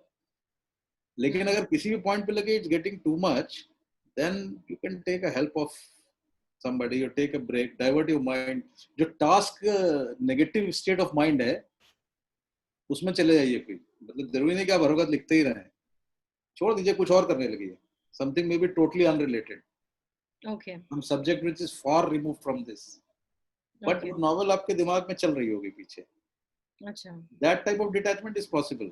अदरवाइज क्या करना, अगर बैलेंस कर सकते हो तो मत करो। जी एक और सवाल आया था और बहुत ही इंटरेस्टिंग सा है वो सवाल, मुझे लगता है, क्योंकि हम इतना बढ़ चुके हैं फोन की स्क्रीन में और उसमें भी 5-6 टाइप्स के हमारे सोशल मीडियाज होते हैं। तो सवाल ये है कि how to concentrate on one thing and one how group to give undivided attention to one task.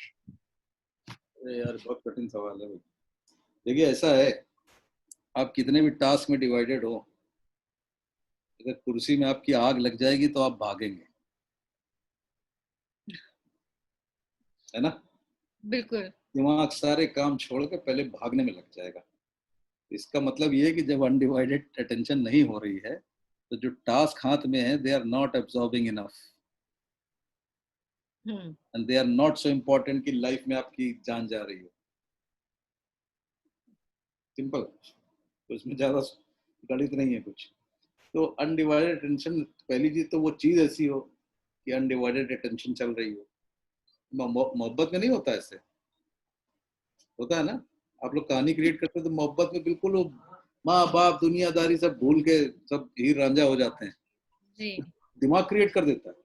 दिमाग उस मेंटल, देखिए कई मेंटल स्टेट होती है ब्रेन में, वो एक मेंटल स्टेट को सुपरसीड करवा देता है सब चीजों के ऊपर। सब भूल जाते हैं, रात दिन वही घुमा करता है। मेरा एक थ्योरी है मनीषा जी, जी। ये दुख जो होता है ना, आदमी को दुख बड़ा प्यारा होता है। तो चाहता सुखी होना है तो हैप्पीनेस कोई स्टेट नहीं होती, जॉय स्टेट होता है। हम्म। दुख जो होता है वो नेचुरल स्टेट होती है। अगर दुख मिल जाता है तो अनडिवाइडेड अटेंशन से दुख देते हैं लोग अपने, क्योंकि दुख बड़ी प्रिडिक्टेबल स्टेट होती है, सब सर्टन होता है। हैप्पीनेस बड़ी अनसर्टन स्टेट होती है, वो आएगी चली जाएगी, अभी थोड़ी देर में खत्म हो जाएगी। तो लोगों से कहो बिल्कुल अनअडल्टरेटेड हैप्पीनेस दे रहे हैं आपको, हम्म। वो लेना आसान काम नहीं है। हम्म। दुख बड़ा प्रेडिक्टेबल है। अनडिवाइडेड अटेंशन से लोग दुखी रहते हैं। तुम देख, कभी कभी भी आप देख लीजिए, ऑब्जर्व कर लीजिए, जो डिप्रेस होगा वो ऐसे बताएगा आपको, उससे कुछ कुछ भी बता दो दुनिया की चीज, वो डिप्रेशन से अपने नहीं हाथ दिमाग हटाता है। सुखी आदमी को फिर भी आप दुखी कर सकते हो, दुखी को सुखी करना बड़ा मुश्किल काम होता है। तो ब्रेन अपने आप डिसाइड कर लेता है in a given set of things what is requires an undivided attention. But yeah, as Indians we have a very good habit, and the good habit is कि हमें जब तक डेडलाइन नहीं मिलती हम अपनी पूंछ में आग नहीं लगाते हैं। कि जब डेडलाइन मिलती है तब पैनिक मचती है। तो हमारा बेस्ट काम जो है, best papers, best, I don't know about the writers, best काम तब होता है जब सर पे तलवार रख दो, अब बिल्कुल। नहीं किया तो खत्म। देखिए उस समय आप खाना पीना चाय सब भूल के अनडिवाइडेड अटेंशन से लग काम। जाता है काम, क्योंकि ब्रेन कैलकुलेट कर लेता है कि अभी ये नहीं किया तो गए, survival again. Again right. Brain को आप रिस्क दे दीजिए, ब्रेन करने लगे। एक्चुअली ये एक संयोग की बात है कि आपने डेडलाइन शब्द यूज किया और अगला सवाल जो ऑडियंस से आया था वो डेडलाइन को लेके ही था। उन्होंने लिखा है, पूछा है कि डेडलाइंस में क्रिएटिविटी कैसे बरकरार रखें, और उन्होंने एक उसमें एक पीएस भी लिखा है कि देखिए, मेडिटेशन, एक्सरसाइजेस, रिलैक्सेशन, किसी भी चीज के लिए वक्त नहीं मिलता जब हम डेडलाइन के पीछे होते हैं। तो कृपया ये बात ध्यान में रखते हुए फिर सुझाव दें। उनसे कुछ होता नहीं, वो तो मैं वैसे ही नहीं आपको कुछ बता रहा हूँ। मुझसे जी। आप में से कोई कह दे कि मेडिटेशन, तो मैं पहला सवाल ये पूछूंगा कर क्यों रहे हो, ये बता दो हमें। जी। कोई मुझे लॉजिकल बात बताए मैं इसलिए करता हूँ, मैं मान लेता हूँ, वरना मैं कहता हूँ टाइम पास है, एक्सरसाइज है, करो जाके। वो आपको टाइम मिल भी जाएगा तो उससे आपकी क्रिएटिविटी बढ़ने वाली नहीं है, जी। वरना तो कुछ और लोग क्रिएटिव होते भारत में हम्म। जो मेडिटेशन कर रहे हैं, उनकी क्रिएटिविटी अलग तरह की है। देखिए वो इशू ये है कि आपको टाइम मिलता है नहीं मिलता, वो तो ये तो अब आपके अपनी पर्सनल रूटीन पे है। आपको अपनी कैपेसिटी पता होनी चाहिए। आप एक फ्लो में 15 घंटे काम कर सकते हो, मजे करो 7 दिन, 8वें दिन जब देना हो तब लिख लेना। 8 घंटे की नींद जरूरी, उतने घंटे काम नहीं कर सकते तो डिवाइड करके करो, ठीक है। क्रिएटिविटी बढ़ाने का डेडलाइन वेडलाइन से कोई ताल्लुक है नहीं। Deadlines are to finish work. जी। Creativity please what we call creativity is a mixture of lot of things, and the best things have come out by lazy people. Bertrand Russell ने लिखा the pursuit of laziness, pursuit of leisure. देखिए creativity, पहली बात तो ये है कि दुनिया में डी नोवो ओरिजिनल चीज निकला ऐसा तो कुछ है भी नहीं, आजकल तो नहीं है, आजकल तो नहीं है। हम सब सिंथेटिक क्रिएटिव लोग हैं जी। थोड़ा ज्यादा तो थोड़ा कम, कोई एनालाइज करके सिंथेसाइज कर लेता है, कोई एनालाइज कर लेता है, कोई नया एकदम से। डी नोवो वाला वक्त आते हैं हिस्ट्री में, ह्यूमन हिस्ट्री में आए हैं 1950 तक, कार्ल मार्क्स के समय से 1950 तक डी नोवो हो रहे थे सब। मार्क्स था, फ्रॉइड था, आइंस्टीन था, क्वांटम फिजिक्स वाले थे, हिटलर था, सब डी नोवो थे। तब बिल्कुल ओरिजिनल स्टफ ले लेके चले, है ना। 50 के बाद से कुछ ओरिजिनल स्टफ नहीं आ रहा। फिजिक्स में है, सिनेमा में आया है, सिनेमा तो न्यू आर्ट 120 साल की है, उसमें अलग तरह के है, लेकिन कुछ ना कुछ आपको उसका इंस्पिरेशन कहीं हवा में, कहीं कुछ है, कहीं से कुछ सोर्स है उसका। तो अब क्रिएटिव सडनली डेडलाइन से कोई होने लगे तो बड़ा मुश्किल है। हाँ, डेडलाइन से आप परफॉर्मर अच्छे हो सकते हैं। तो हो सकता है आपकी क्रिएटिविटी आलस के समय में पूरी भरी हो, यहाँ उबल रही हो, जब डेडलाइन आएगी तो आप उसको प्रोड्यूस कर लेंगे अच्छे से, वो डिसिप्लिन है। वो तो फिर भैया बैठना पड़ेगा, ऑप्शन क्या है। देखिए इसी से जुड़ा हुआ एक सवाल है, मैं चैट में से पढ़ रही हूँ। प्रज्ञा तिवारी जी पूछ रही है कि I can't work under pressure, when I work under pressure I lose my focus, how do I improve it?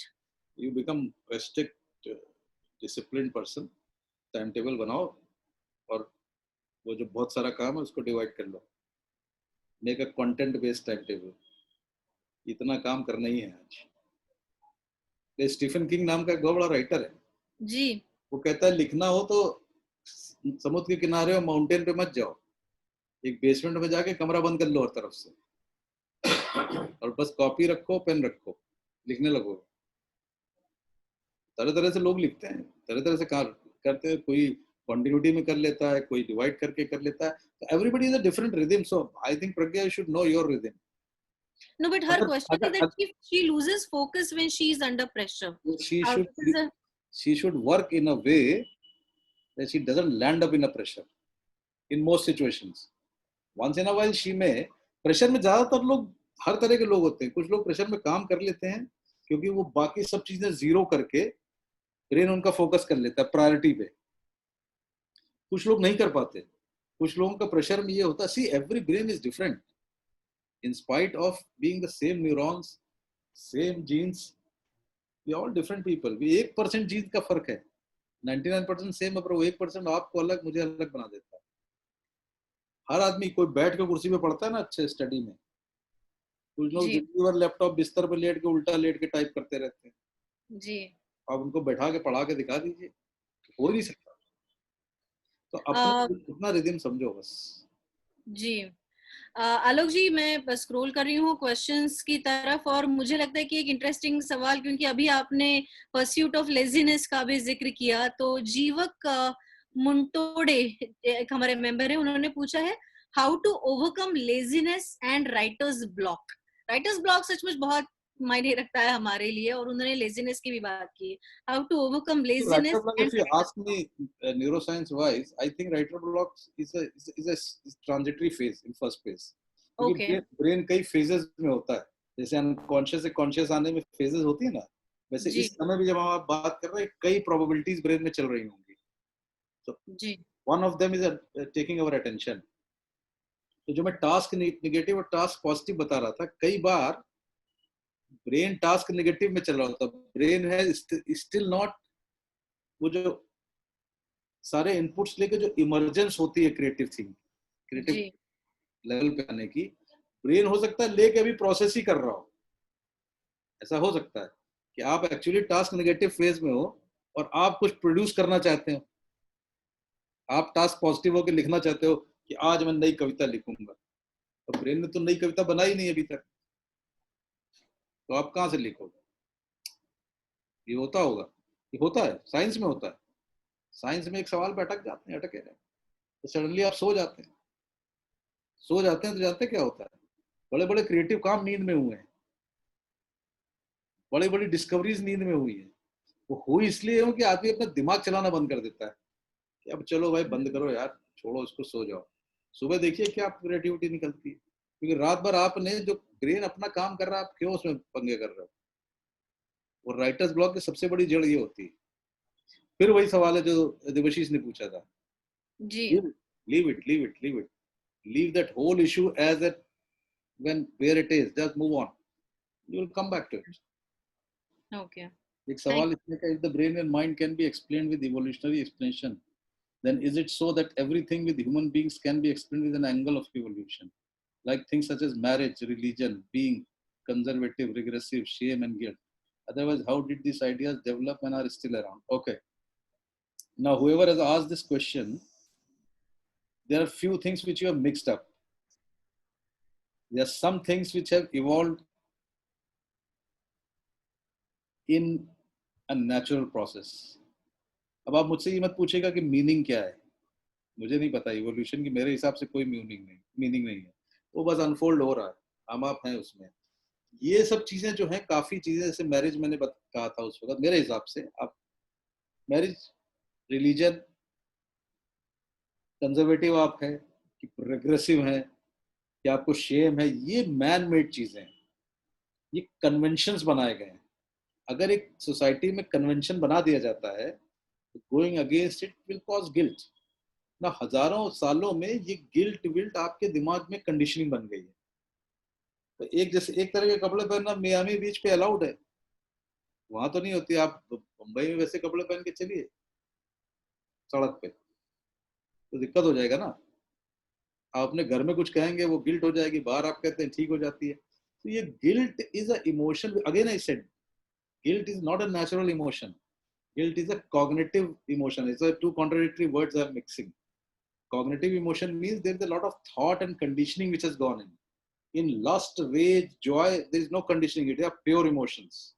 लेकिन हमें प्योर इमोशन एक्सप्रेस करना सिखाया नहीं गया, हमें सिखाया जाता दबाओ इनको, दबाओ इसलिए क्योंकि ये सही है वो गलत है। तो ये सही गलत के कॉन्सेप्ट के आने के साथ एक complex set of emotions evolve हो गए। तो इसलिए दे आर अराउंड, क्योंकि सोसाइटी में चेंज नहीं हुआ है। आप जिन चीजों की गिल्ट आप यहाँ करते हैं हिंदुस्तान में, अमेरिका में नहीं करते हैं। कई चीजों की conservative, progressive, regressive, they are all labels. ये एक कॉन्सेप्चुअल अंडरस्टैंडिंग है। ये वैसे ही है जैसे थीस्ट और एथीस्ट है, दोनों ने भगवान नहीं देखा है, you क्या डिनाई कर रहे हो, एक्सेप्ट कर रहे हो। बुद्ध से पूछा था, बुद्ध कहते थे ये बात ही मत करो, मुझे पता नहीं। तो इस तरीके से बहुत सारी चीजें सोसाइटी ने हजारों सालों में इवॉल्व की है। एक चीज से सोसाइटी बनी है, वो है human need to communicate, to empathise, to connect to each other. I hope I've answered this. There are a lot of these are man-made concepts that keep changing with society. Some things were acceptable, some बरसों पहले पिता के साथ दारू पीना तो बहुत ही मतलब ब्लास्फेमी थी। अभी आजकल कितने बच्चे बाप के साथ पीते हैं, बाप भी बताते हैं नहीं मैंने अपनी बेटी के साथ बियर पी, बहुत गर्व की बात है। कुछ लोगों के लिए नहीं गर्व की बात है ना। पहले 30 साल की लड़की घर में बैठी रहती थी, मोहल्ले वाले जीना हराम कर देते थे, शर्म से मर जाते थे। अभी 30 साल की लड़की बाप कहता है यार आईएएस से क्यों परेशान हो, नहीं करेगी, कोई गिल्ट शेम नहीं। These are all very very dynamic thing which keep changing, they will keep changing. Religion जैसे पहले था अब नहीं है, उससे भी पहले जैसे था वो तब नहीं था। ये सब मैन मेड चीज है, सारा केओस ही मैन मेड चीजों का है। नेचुरल क्या प्रॉब्लम था, कोई प्रॉब्लम नहीं थी। जी, विजय मोटवानी जी पूछ रहे हैं कि मेमोरी को और स्ट्रॉन्ग या फिर उसको थोड़ा बूस्ट करने के लिए क्या कुछ एक्सरसाइजेस हैं या टिप्स हैं आपके पास? मेमोरी को बूस्ट करने के लिए एक तो दवा कभी मत खाना, दवा कभी मत खाना, चाहे कोई कुछ भी कहे, ऐसी कोई दवा नहीं आती। अच्छा। मेमोरी बूस्ट करने के कुछ तरीके नहीं है, मतलब वो एक I think that is a routine.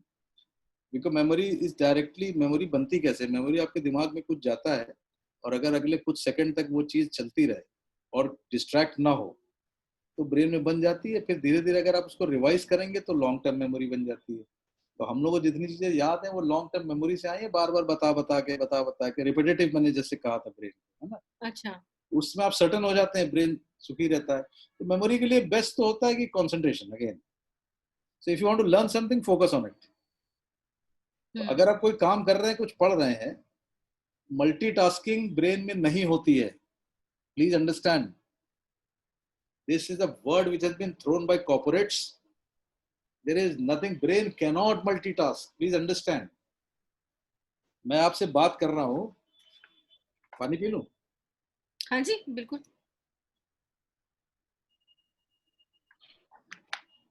मैं जब पानी मैंने इसलिए पिया है कि जब मैं पानी पी रहा था तो आपकी शक्ल सामने थी मेरे. ठीक है. जी. मैं सोच रहा हूँ कि मैं मल्टीटास्क कर रहा था, लेकिन स्प्लिट सेकंड में मेरे ब्रेन ने पानी पे ध्यान दे दिया था, आपसे हटा लिया.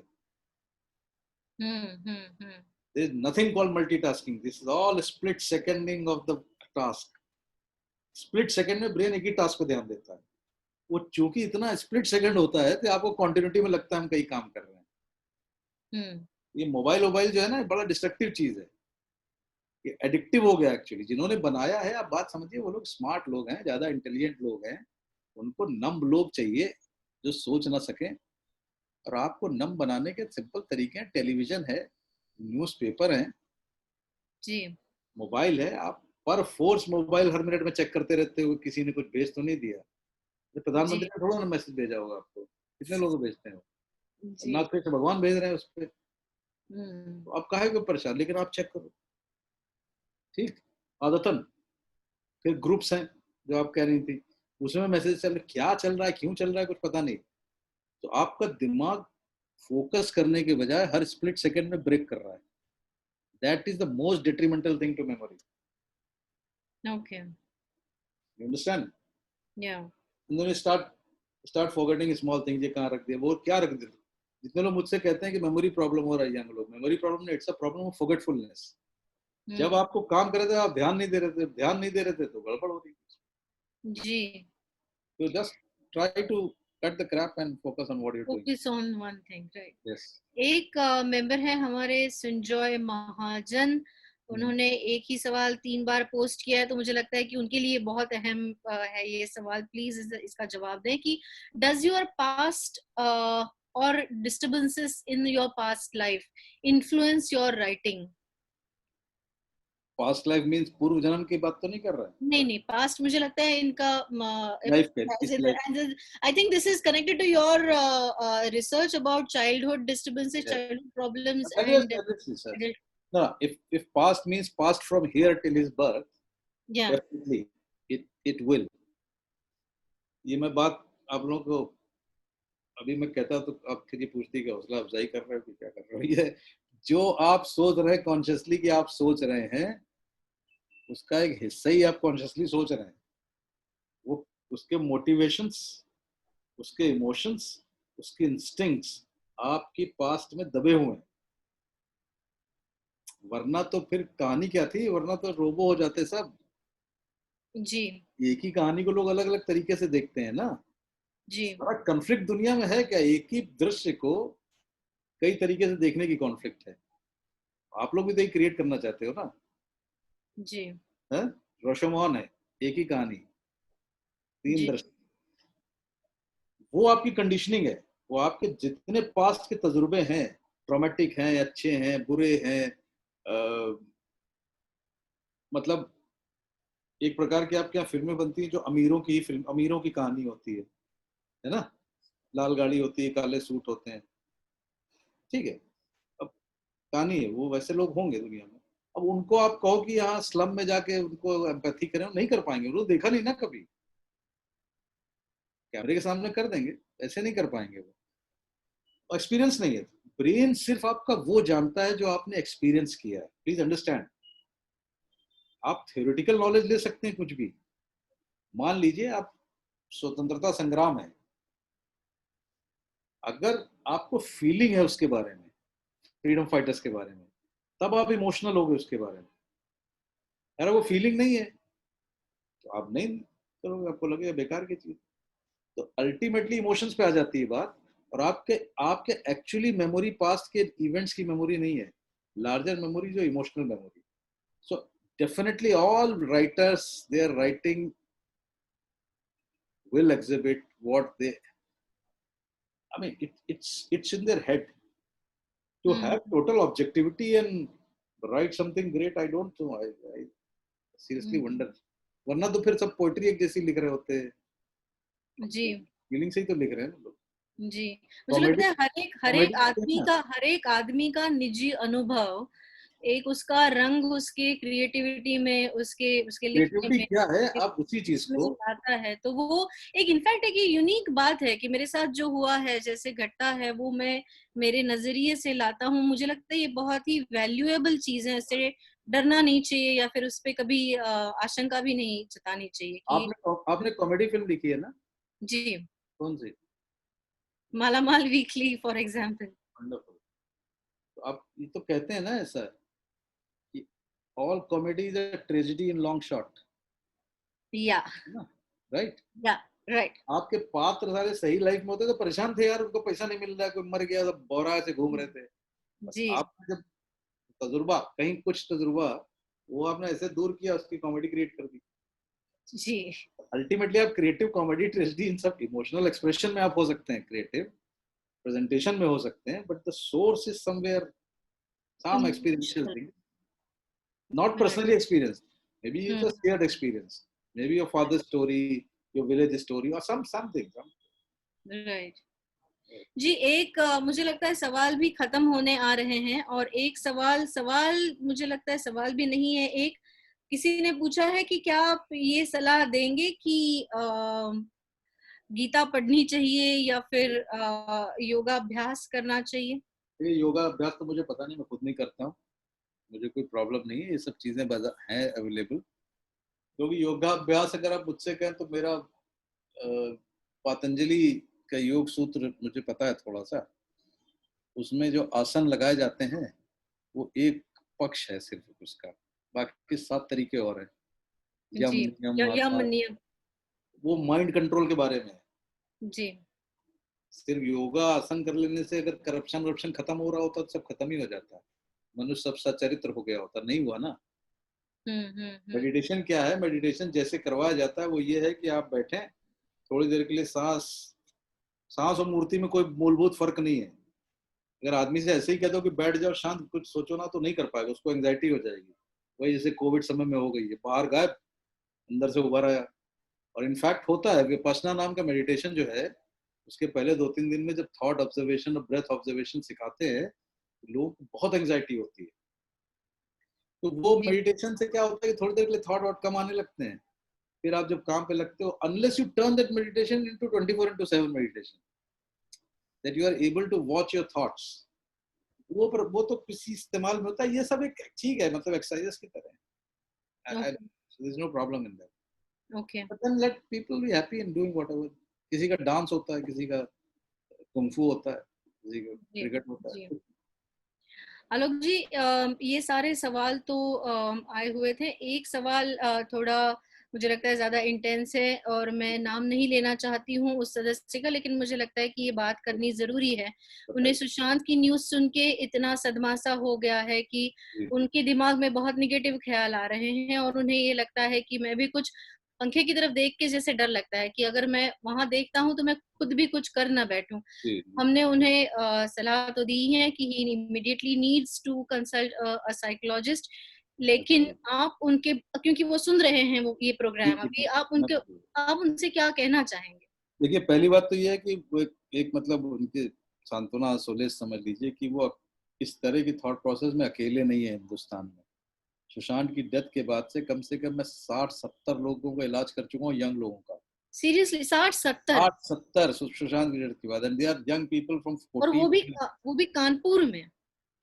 कानपुर में भी है, हिंदुस्तान में ही है वो नहीं कहीं। नहीं, क्योंकि मुझे लग रहा था कि जो लोग यहाँ हैं, जो ज्यादा हमारे फील्ड से जुड़े हुए हैं, उन्हें शायद असर ज्यादा हुआ हो। आपके यहाँ असर ज्यादा है क्योंकि आप लोग तो पिक्चर के फ्रेम में बैठे हुए हो, मतलब फिल्म जी इंडस्ट्री को अगर एक फ्रेम मान ले, आप सब उसके अंदर हो।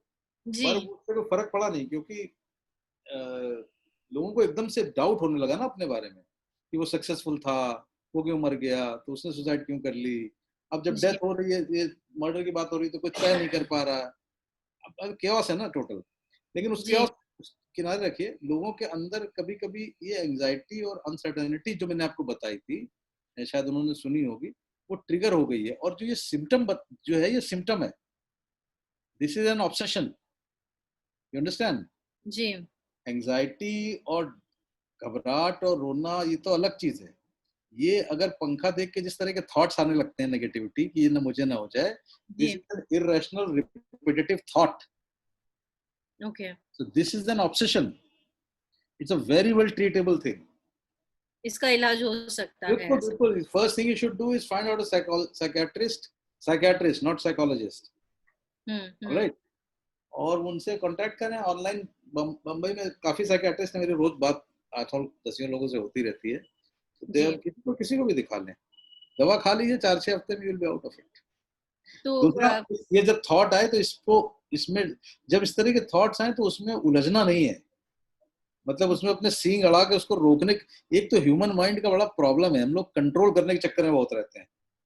आप ये समझिए, आप जिस चीज को कंट्रोल करने के चक्कर में रहेंगे, अपनी एनर्जी दे देंगे उसको, उसको एनर्जी देंगे तो खड़ी हो जाएगी। रियलिटी लाइफ में फिजिक्स वाइज भी कोई रियलिटी नहीं है, वो कभी किसी और सेशन में जब फिजिक्स पढ़नी होगी तो बता दूंगा। आप कैमरा दिमाग का जिस पे लगा देंगे वो रियलिटी बन के खड़ा हो जाएगा। जिस थॉट को खत्म करना उसको इग्नोर करना सीखिए, मुश्किल होता है, but you can always keep yourself busy in the external world, ये कम हो जाएगा। बट स्टिल ये दवा खा लिए थोड़ी बहुत ठीक हो जाएगा, ऐसा कोई आफत नहीं है।